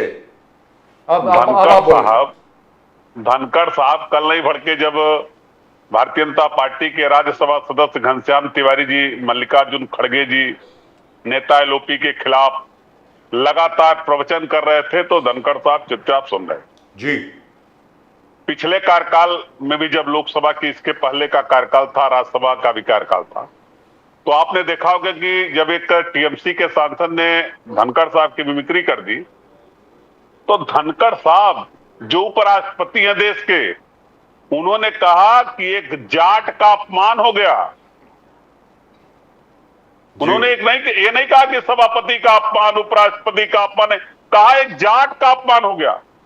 और कल तक जो जाट के अपमान की बात करते थे, कल उसी राज्यसभा में जाट बेटी विनेश फोगाट, जिसके साथ पूरा देश खड़ा है, उसके सवाल पर चर्चा नहीं होने दिया। तब शायद भूल गए कि जो अपने को जाट कहते थे, जो जाट के स्वाभिमान और सम्मान से अपने अपमान को जोड़ रहे थे कल तक, वो एक जाट बेटी, हरियाणा की बेटी, जो इस देश की बेटी है, जिसके साथ पूरी देश की बेटियों की, महिलाओं की, पुरुषों की, सबकी संवेदना थी, उसके सवाल पर चर्चा तक नहीं होने दिया राजभवन। ये जो पार्शियलिटी होती है सदन के अंदर, तब सवाल खड़ा होता है सभापति पर भी और स्पीकर पे भी। पांडे जी, क्या लॉ एंड ऑर्डर कोलैप्स हुआ यूपी में? अखिलेश यादव जी ने हाईलाइट किया, बेटी बचाओ के बात तो आप करते हैं। योगी आदित्यनाथ जी, आपने कहा कि जो भी महिलाओं से मिसबिहेव करेंगे उनका राम नाम सत्य है। अखिलेश यादव जी ने ट्वीट करके एक छोटी सी बच्ची विक्टिम, रेप विक्टिम का हाथरस अखिलेश जी का कहना है कि क्राइम कैपिटल बन चुका है, क्राइम कैपिटल।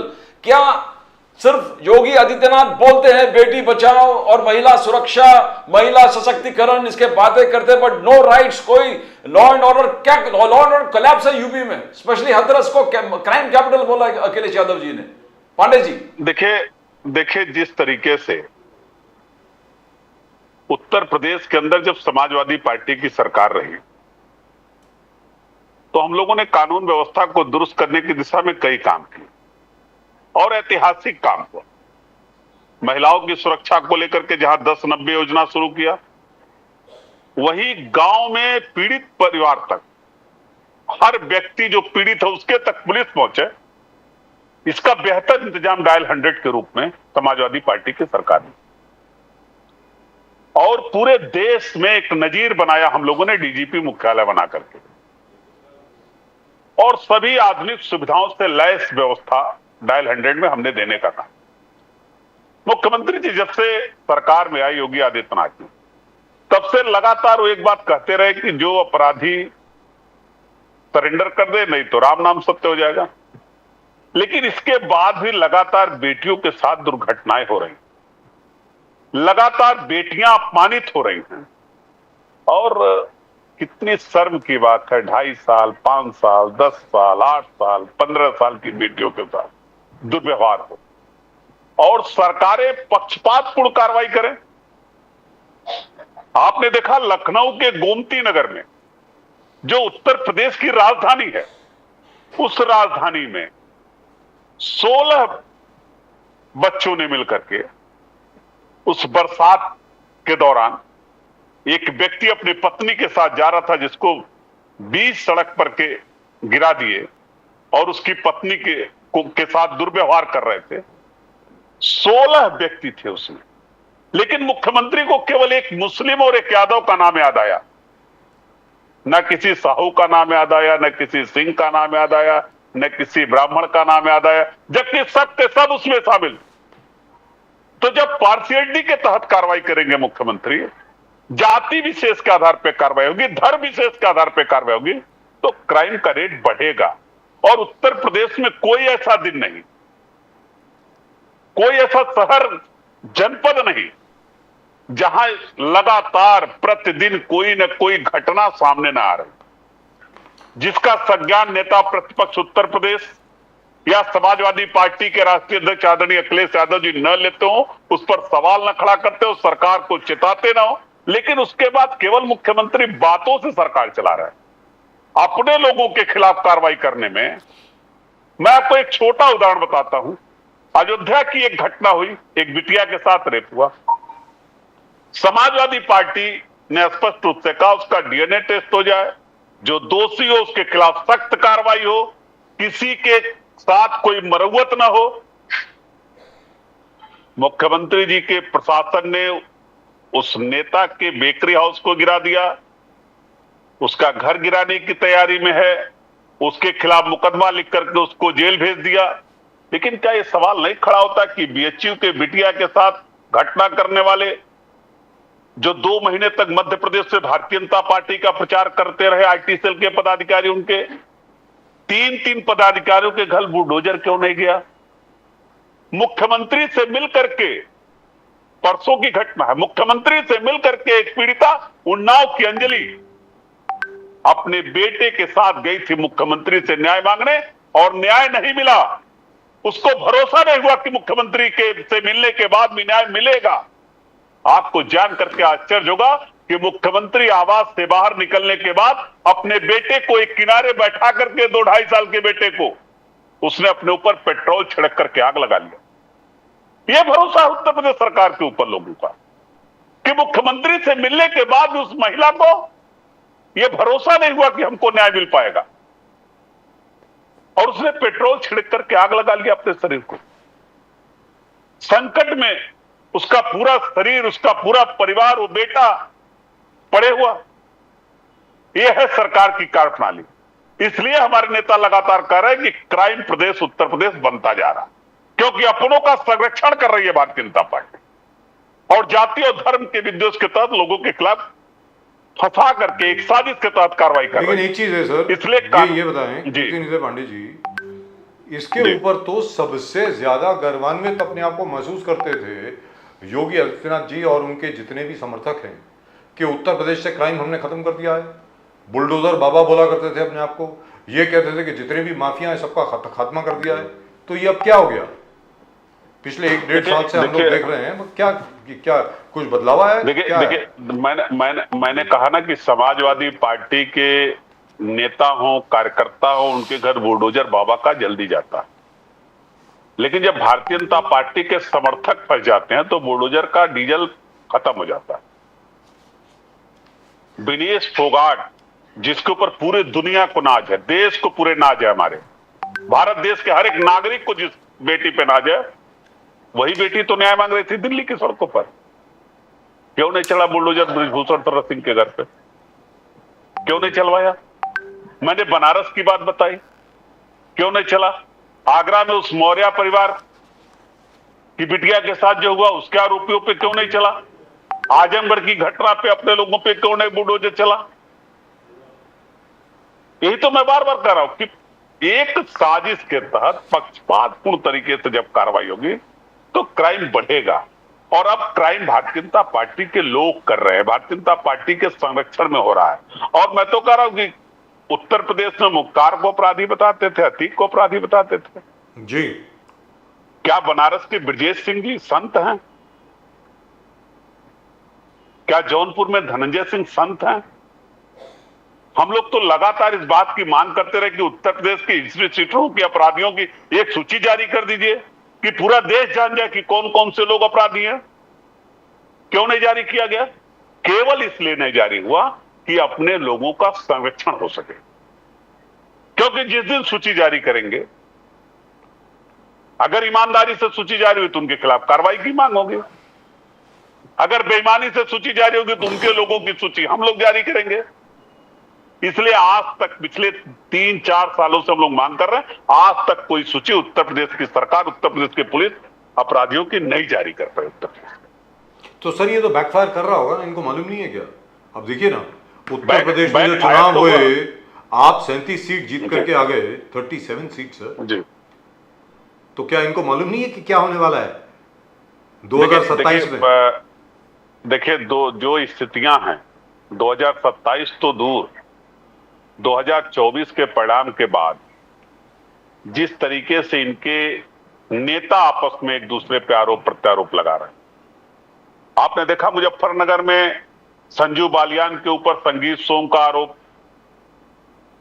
संगीत सोम के ऊपर संजू बालियान का आरोप, और दोनों एक दूसरे को भ्रष्टाचारी बता रहे हैं। कोई बाहरी नहीं बता रहा है, ये भारतीय जनता पार्टी के दोनों कद्दावर नेता दोनों एक दूसरे को भ्रष्टाचारी और लुटेरा बता रहे हैं। और किस तरीके से भ्रष्टाचार पे इनके विधायक बोल रहे हैं, लगातार इनके एमएलसी बोल रहे हैं, और लगातार आप 37 की बात करते हैं, मैं 43 की बात करता हूं। इंडिया गठबंधन आदरणीय उत्तर प्रदेश के अंदर आदरणीय अखिलेश यादव जी के नेतृत्व में 43 सीट लोकसभा में जीतने का काम किया, और उत्तर प्रदेश ने ही भारतीय जनता पार्टी को इस देश में बहुमत पाने से रोकने का काम किया है। भारतीय जनता पार्टी अगर आज बैसाखी पे चल रही है देश केंद्र की सरकार, तो वो श्रेय समाजवादी पार्टी के हिस्से में जाता है। समाजवादी पार्टी के प्रयास से, पीडीए के रणनीति से केंद्र की सरकार बैसाखी पे चली गई, और दम भरने वाले 80 में 80 की बात करने वाले आज दूसरे नंबर की पार्टी हो गए उत्तर प्रदेश में, और समाजवादी पार्टी उत्तर प्रदेश में नंबर 1 की पार्टी और देश में नंबर 3 की पार्टी। ये जनता बखूबी समझ रहे, ये बात नेता भी समझ रहे, इसीलिए कभी डिप्टी सीएम पे आरोप लगा रहे हैं, कभी सीएम डिप्टी सीएम पे कटाक्ष कर रहे हैं। ये आपस की खींचातानी इस बात का प्रतीक है कि 27 में तो इनको जाना तय है।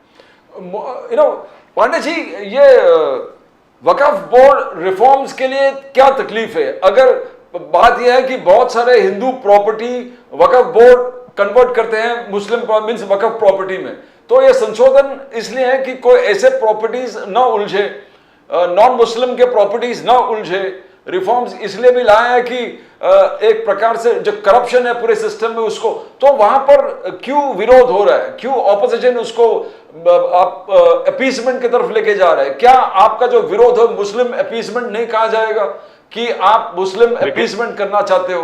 पांडे जी देखिए वक्फ बोर्ड जो बिल है, वक्फ बिल, उसमें हमारे नेता आदरणीय अखिलेश यादव जी ने सदन के अंदर कहा हम इस बिल के खिलाफ है।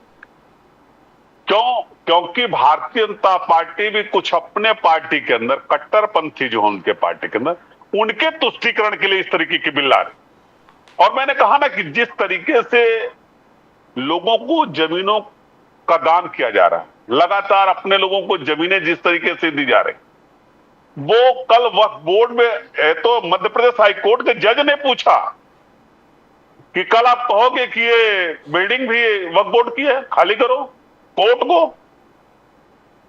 कल किसी की जमीन को आप कहोगे वक्फ बोर्ड की जमीन है, जो लोग सैकड़ों वर्षों से रह रहे हैं। कल तो कोर्ट का भी इस पे जजमेंट आया, मध्य प्रदेश हाई कोर्ट का। उस कोर्ट ने भी एक तरीके से इस बिल को अवैध ही बताया। तो सर आप ये बताएं कि जहां तक जैसे वक्फ बोर्ड अभी जिस तरीके से अभी वक्फ बोर्ड संगठित है, क्या उसमें किसी संशोधन की आवश्यकता है जो सरकार लाना चाह रही? देखिए, अगर वक्फ बोर्ड बिल जो सरकार लाना चाह रही है, सरकार के अंदर भी बड़ा विरोध है, एनडीए के अंदर भी विरोध है, और इसी विरोध का नतीजा है ये बिल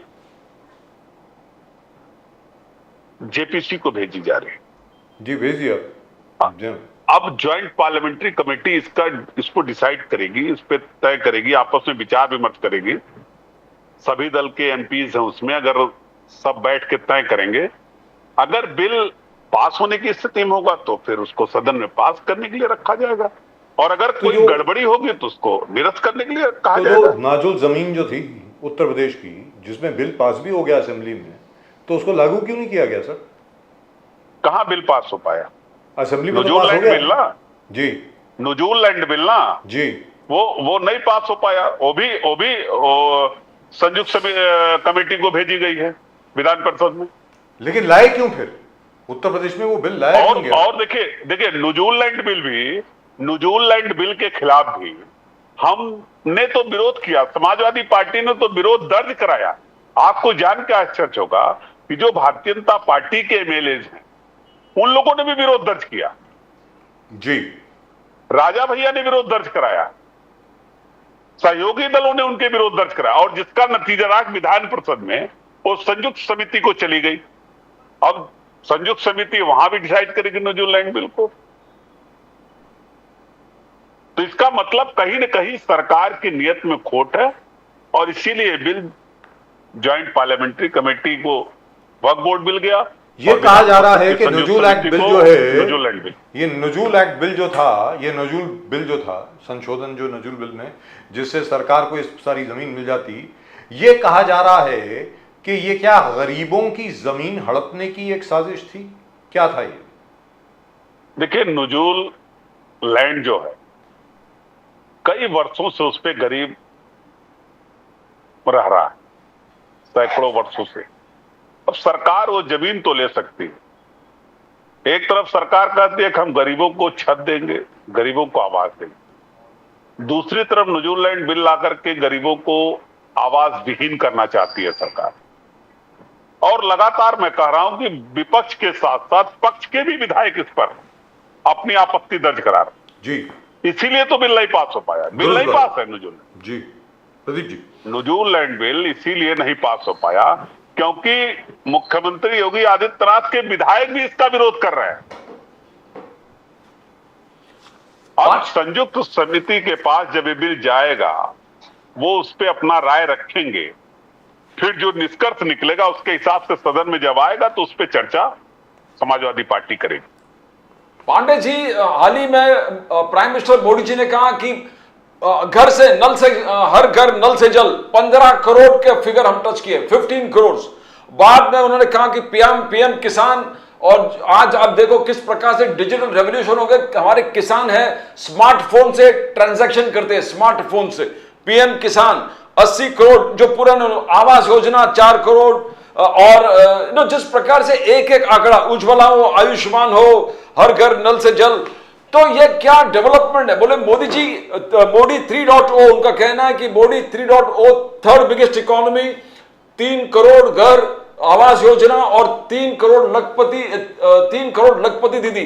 तो ये मोदी जी एक स्वप्न लेकर रखा है, ये थर्ड टर्म में ये सब हासिल करेंगे। तो कहां प्रॉब्लम है? बोले कि ऑपोजिशन को साथ में जुड़ के ये सब सपने इस देश का ठीक करना है, उसमें योगदान देना चाहिए, साथ में कोऑपरेट करना चाहिए। मगर पार्लियामेंट में हर जगह आप विरोध करते रहते हो, तो कैसे देखते हो विकसित भारत के सपने? मैंने कहा ना कि भारत विकसित हो, ये सब चाहते हैं, लेकिन जो सबसे महत्वपूर्ण बात मैंने कही कि भारत के प्रधानमंत्री जी कह रहे हैं कि हम 5वीं अर्थव्यवस्था से 3री अर्थव्यवस्था दुनिया में बन जाएंगे, लेकिन दुनिया में प्रति व्यक्ति आय के सवाल पर हमारा स्थान 145वां है। 145 नंबर पर हम पूरे दुनिया में, 142वें स्थान पर हम पूरी दुनिया में हैं प्रति व्यक्ति आय के सवाल पर, और देश की अर्थव्यवस्था दुनिया में तीसरी हो जाएगी। इसका दम भारतीय जनता पार्टी भर। किसान कहता है हमारी एमएसपी दे दीजिए, प्रधानमंत्री जी कहते हैं पैसा नहीं। छात्र कहता हमारी फीस माफ कर दीजिए, प्रधानमंत्री जी कहते हैं हमारा पैसा नहीं। अग्निवीर कह रहा कि हमको पक्की नौकरी दीजिए, प्रधानमंत्री जी कहते हैं उतना पैसा नहीं। विपक्ष कह रहा महंगाई कम कर दीजिए, प्रधानमंत्री जी कहते हैं इसकी व्यवस्था नहीं। और पूंजीपतियों का कर्ज माफ करने के लिए पैसा है। आपको मैंने बताया कि 5,44,000 करोड़ रुपए का कर्जा केवल 43 कंपनियों पे था। 3,53,000 करोड़ रुपया माफ कर दिया भारतीय जनता पार्टी की सरकार ने। किसान का कर्ज माफ करना तो पैसा नहीं, पांडे जी एक चीज छात्रों की फीस मोदी माफ जी करनी ने तो पैसा नहीं। मोदी जी ने कल ही ट्वीट किया, बोले पीएम किसान योजना पूरे दुनिया में सबसे बड़ा DBT direct beneficiary transfer, 11 crore किसान, 17 इंस्टॉलमेंट, हमने 3.24 लाख करोड़ ट्रांसफर किए और ये पूरे दुनिया में एक किस्म के रिकॉर्ड है, नंबर 1। तो क्या यह आंकड़ा जो मोदी साहब दे रहे उसमें कुछ विवाद है, डिबेट है? नहीं देखिए, जो डीबीटी डायरेक्ट बेनिफिट दे रहे हैं किसानों को, सम्मान निधि दे रहे हैं किसानों को, हम उस पर सवाल नहीं खड़ा कर रहे। मैं सिर्फ इतना जानना चाहता हूं कि 2-2 हजार रुपए की 3 किस्त है। एक किसान के लिए 6,000 रुपए में हमें लगता है खाद की बोरी भी नहीं हो पाएगी, जिस खाद की बोरी को पार्ले जी बिस्कुट की तरह से लगातार कम कर रहे हैं। 5-5 किलो लगातार उस बोरी से कम हो रहा। जिसे पार्ले जी का बिस्कुट है 5 रुपए दाम है, लगातार उसके ग्राम कम होते हैं, वजन। उसी तरह यूरिया से भी लगातार 5-5 किलो कम हो रहा है। 6,000 रुपए में किसान को न तो यूरिया पर्याप्त मिल पाएगा, न तो डीजल का पैसा हो पाएगा। मैं कह रहा हूं इस सब देने से बेहतर है कि किसानों को एमएसपी की लीगल गारंटी दीजिए, उनकी आय दुगुनी हो। इसकी व्यवस्था नहीं कर पाए आज तक प्रधानमंत्री जी। जो कमिटमेंट था 2014 में, प्रधानमंत्री जी सिर्फ सपना दिखाते हैं। 2014 में जितने सपने इस देश को दिखाया था प्रधानमंत्री ने, बहुत हुआ बेरोजगारी की मार, अब की बार फला सरकार। आज बेरोजगारी कहां? बहुत हुआ किसानों पर अत्याचार, अब की बार फला सरकार। 2022 तक किसानों की आय दुगनी होनी थी, आज तक नहीं कर पाए। किसान आत्महत्या कर रहा। कभी प्रधानमंत्री जी के पास इसका आंकड़ा मिला कि इतने सम्मान निधि देने के बाद भी इस देश के अंदर लाखों किसान हर साल आत्महत्या कर रहा, छोटे छोटे कर्ज में आत्महत्या कर रहा। क्या उसके कर्ज नहीं माफ होने चाहिए इस देश में? क्या वो फसल पैदा कर रहा है, उसका उचित मूल्य उसको नहीं मिलना चाहिए? क्या लीगलाइज नहीं होनी चाहिए एमएसपी, मिनिमम सपोर्ट प्राइस, इस देश के अंदर? क्यों नहीं करना चाहते? इन्हीं की सरकार के खिलाफ आंदोलन में 3 काले कानून के खिलाफ कृषि काले कानून, लगभग 700 से ज्यादा किसान मर गए, शहीद हो गए। क्या कभी उन किसानों के परिवार से प्रधानमंत्री जी ने हालचाल पूछा? प्रधानमंत्री जी बातें बहुत करते हैं। प्रधानमंत्री जी नीरज चोपड़ा को बधाई देंगे, लेकिन जो विनेश फोगाट इस दुनिया के अंदर ओलंपियाड में भारत के लिए गोल्ड ला सकती थी, उसके लिए एक बार भी प्रधानमंत्री जी के शब्द नहीं निकले। एक बार भी उस विनेश फोगाट से बात नहीं कर पाए प्रधानमंत्री जी। ये देश देख रहा। सर ट्वीट तो किया उन्होंने। ट्वीट कब किया जी, कब किया ट्वीट? जब वो बाहर हो गई। परसों जब ट्वीट किया है और उसके बाद पीटी उषा से बात भी करी है और ये भी कहा, और हरीश साल्वे को भी भेजा आज पेरिस कि भाई आप केस लड़िए उनका। देखिए, जिस तरीके से लड़ाई होनी चाहिए थी, अगर मजबूती से सरकार विनेश फोगाट के साथ खड़ी होती, जिस तरह विपक्ष सवाल खड़ा कर रहा था, तो हमें भरोसा था कि जिस तरीके से कहीं न कहीं नियमों में भी अनदेखी की गई विनेश फोगाट के साथ। क्योंकि एक बात लगातार जो विनेश जी कह रही थी कि हमारे खिलाफ साजिश हो सकती है, उसी की बुआ रही। एक दिन में वजन बढ़ गया। 3 कुश्ती एक दिन लड़ने के बाद जब लगा कि विनोद सब गोल्ड मेडल जीत जाएगी, तो ये बात क्यों ना कहा जाए कि कहीं न कहीं साजिश की शिकार हो गई। उन लोगों की जिसको जवाब देना पड़ता, जिसके खिलाफ विनेश न्याय मांग रही थी, उन लोगों को जवाब देना पड़ता। जो लोग विनेश के कुश्ती चैंपियन होने पे सवाल खड़ा कर रहे थे, उनके लड़ने के तरीके पे सवाल खड़ा कर रहे थे, उनको जवाब देना पड़ता है गोल्ड मेडल जीतने के बाद। ये आपको नहीं लगता कि सरकार ने अनदेखी की विनेश सर फोगाट? गोल्ड क्या सिल्वर ही जीतने के बाद सर, क्या बात कर रहे हैं? अगर फाइनल हार भी जाती फिर भी बहुत बड़ी बात है सर, बहुत बड़ी बात है। मैं कहा एक दिन में 3-3 कुश्ती जीतने वाली बेटी का जी। वजन रात भर में बढ़ गया, जी रात भर में बढ़ गया, दुरुस्त बात। और सरकार उस बेटी के साथ खड़ी नहीं हो पाई। और जगदीप धनखड़ साहब उसके ऊपर डिस्कशन भी अलाउ नहीं कर रहे हैं नहीं, राज्यसभा में। अपने को जाट कर रहे थे।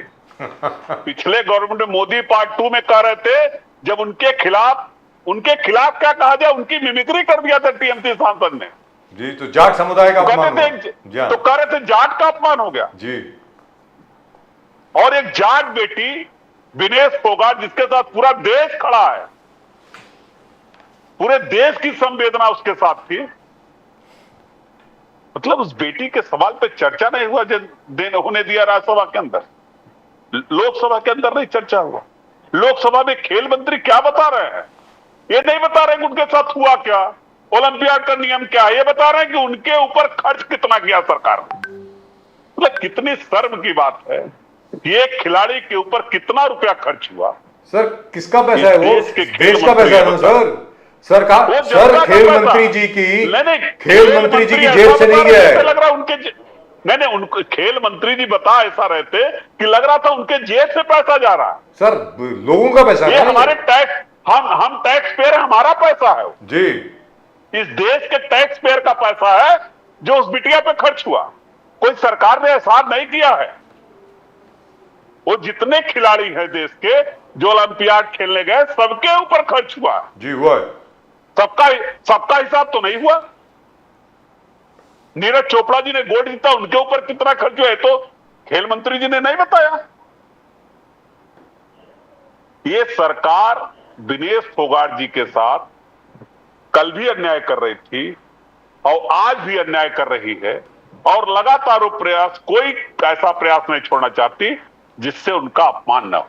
कहने का मतलब ये हुआ, कहने का मतलब ये हुआ पांडे जी कि अगर विनेश जी। फोगाट जो है, अगर वो मेडल लेकर के यहाँ हिंदुस्तान वापस आती तो बहुत लोग शायद तिल मिला जाते। कहने का मतलब ये हुआ। बिल्कुल उनको जवाब देना पड़ता। कल तक विनेश फोगाट जी के ऊपर यह सवाल खड़ा हो रहा था ना कुश्ती संघ की तरफ से कि वो लड़ना नहीं चाहती, प्रैक्टिस नहीं करना चाहती, भारत में नहीं खेलना चाहती, सीधे ओलंपियाड खेलना चाहती। तो ये ओलंपिक में जीत जो था, ये बहुत बड़ी जीत साबित होती। और अभी भी अगर आप ट्विटर पे देखें, जो एक्स कहते हैं अभी आजकल उसको, वहां पर भी बहुत लोग जो हैं मतलब विनेश फोगाट के साथ खड़े होने के बजाय उनकी तौहीन करने की कोशिश कर रहे हैं और नमक छिड़क रहे हैं सर जख्म पे। देखिए ये वही लोग हैं, ये वही लोग हैं। हम विनेश फोगाट की बात कर रहे हैं, अभी नीरज चोपड़ा की बात नहीं कर रहे। जी जी ये वही लोग हैं जो विनेश फोगाट जी के एक्स पर अपमानित करने का प्रयास कर रहे हैं। ये टीम वही है जो ये बर्दाश्त नहीं कर पाती कि विनेश फोगाट जी फाइनल खेल करके गोल्ड मेडल या सिल्वर मेडल लेकर के भारत लौटे। ये उसी टीम के हिस्सा है, उसी व्हाट्सएप यूनिवर्सिटी के विद्यार्थी हैं। फिलहाल तो अभी केस चल रहा है सर, आर्गुमेंट चल रही है। उम्मीद करते हैं कि अगर हम लोगों के फेवर में अगर निर्णय आ जाए तो मुझे ज्यादा उम्मीद नहीं है, वेरी फ्रैंकली, देखिए बहुत फ्रैंकली बोल रहा हूं, लेकिन अगर हो जाए, आपको बताता हूं, हो जाए तो बहुत जबरदस्त। हमारे आप जैसे इस देश के तमाम लोग, जी करोड़ों करोड़ों लोग चाहते हैं कि इस देश की बेटी विनेश फोगाट को सिल्वर मेडल मिले। जी फाइनल में गई है, फाइनल नहीं खेला उसने, तो अगर कोई फाइनल में विजेता हुआ तो विजेता अपने आप विनेश फोगाट होती है। ये तो बहस का विषय है, कोर्ट में बहस होगा, सालवे साहब गए हैं तो बहस करेंगे, लेकिन हम सब की इच्छा है कि विनेश फोगाट को सिल्वर मेडल मिले, और वो जिस तरीके से विदाई हुआ है उस संन्यास में भी चार लग जाए विनेश फोगाट जी के, ये हमारी शुभकामनाएं हैं सर। ऐसा ही हो, उम्मीद करते हैं ऐसा ही हो। जी पांडे जी, बहुत बहुत धन्यवाद आपका हमारे साथ जुड़ने के लिए। Thank you so much sir. आप गोरखपुर से हमारे साथ जुड़े, आपका बहुत बहुत धन्यवाद। Thank you very much. आपसे बात करके बहुत मजा आता है सर। आप इसी तरह बेबाक तरीके से बात करते रहें। Thank you very much sir. Nation now की पूरी टीम की तरफ से आपको बहुत बहुत धन्यवाद। नमस्कार। Well, I hope something comes out of the CAS, the Court of Arbitration and Sports. I hope. The best will happen. Definitely, I mean, as you say, the best team has gone from here to represent the country. And there are 4 French lawyers Yes, representing her pro bono. They're not Yes. charging any money. And they're going to be arguing on her behalf. So I hope it happens. Only thing is that rules are rules. What do? Fact is, she was overweight. Irrespective of whatever happened, she is responsible, team is responsible, whoever is responsible. Fact is, She she lost. was overweight. Yes, yes. That's it. And the rules are the same for everybody. But And- Haryana elections is more a bigger issue. Yes, that's right. And this is the 3rd Olympics. As you said, she herself should have been more careful. You need to. I mean, you can't just leave things to. And she's not somebody that is new to the game. Yes. As you yourself probably. It's not as if she doesn't have any responsibility in the matter. She also bears responsibility. Well, that's it. I hope something good comes out of it. That's all that one can hope for. But in the meantime, congratulations, Neeraj Chopra, silver medal. We were hoping for a gold, but as soon as Arshad Nadeem crossed 90 meters, 92.97 meters, almost 93, that was it. We knew immediately that the best we could hope for was a silver. The best is the world record. I mean, it was the world record. Oh, Olympic record, sir.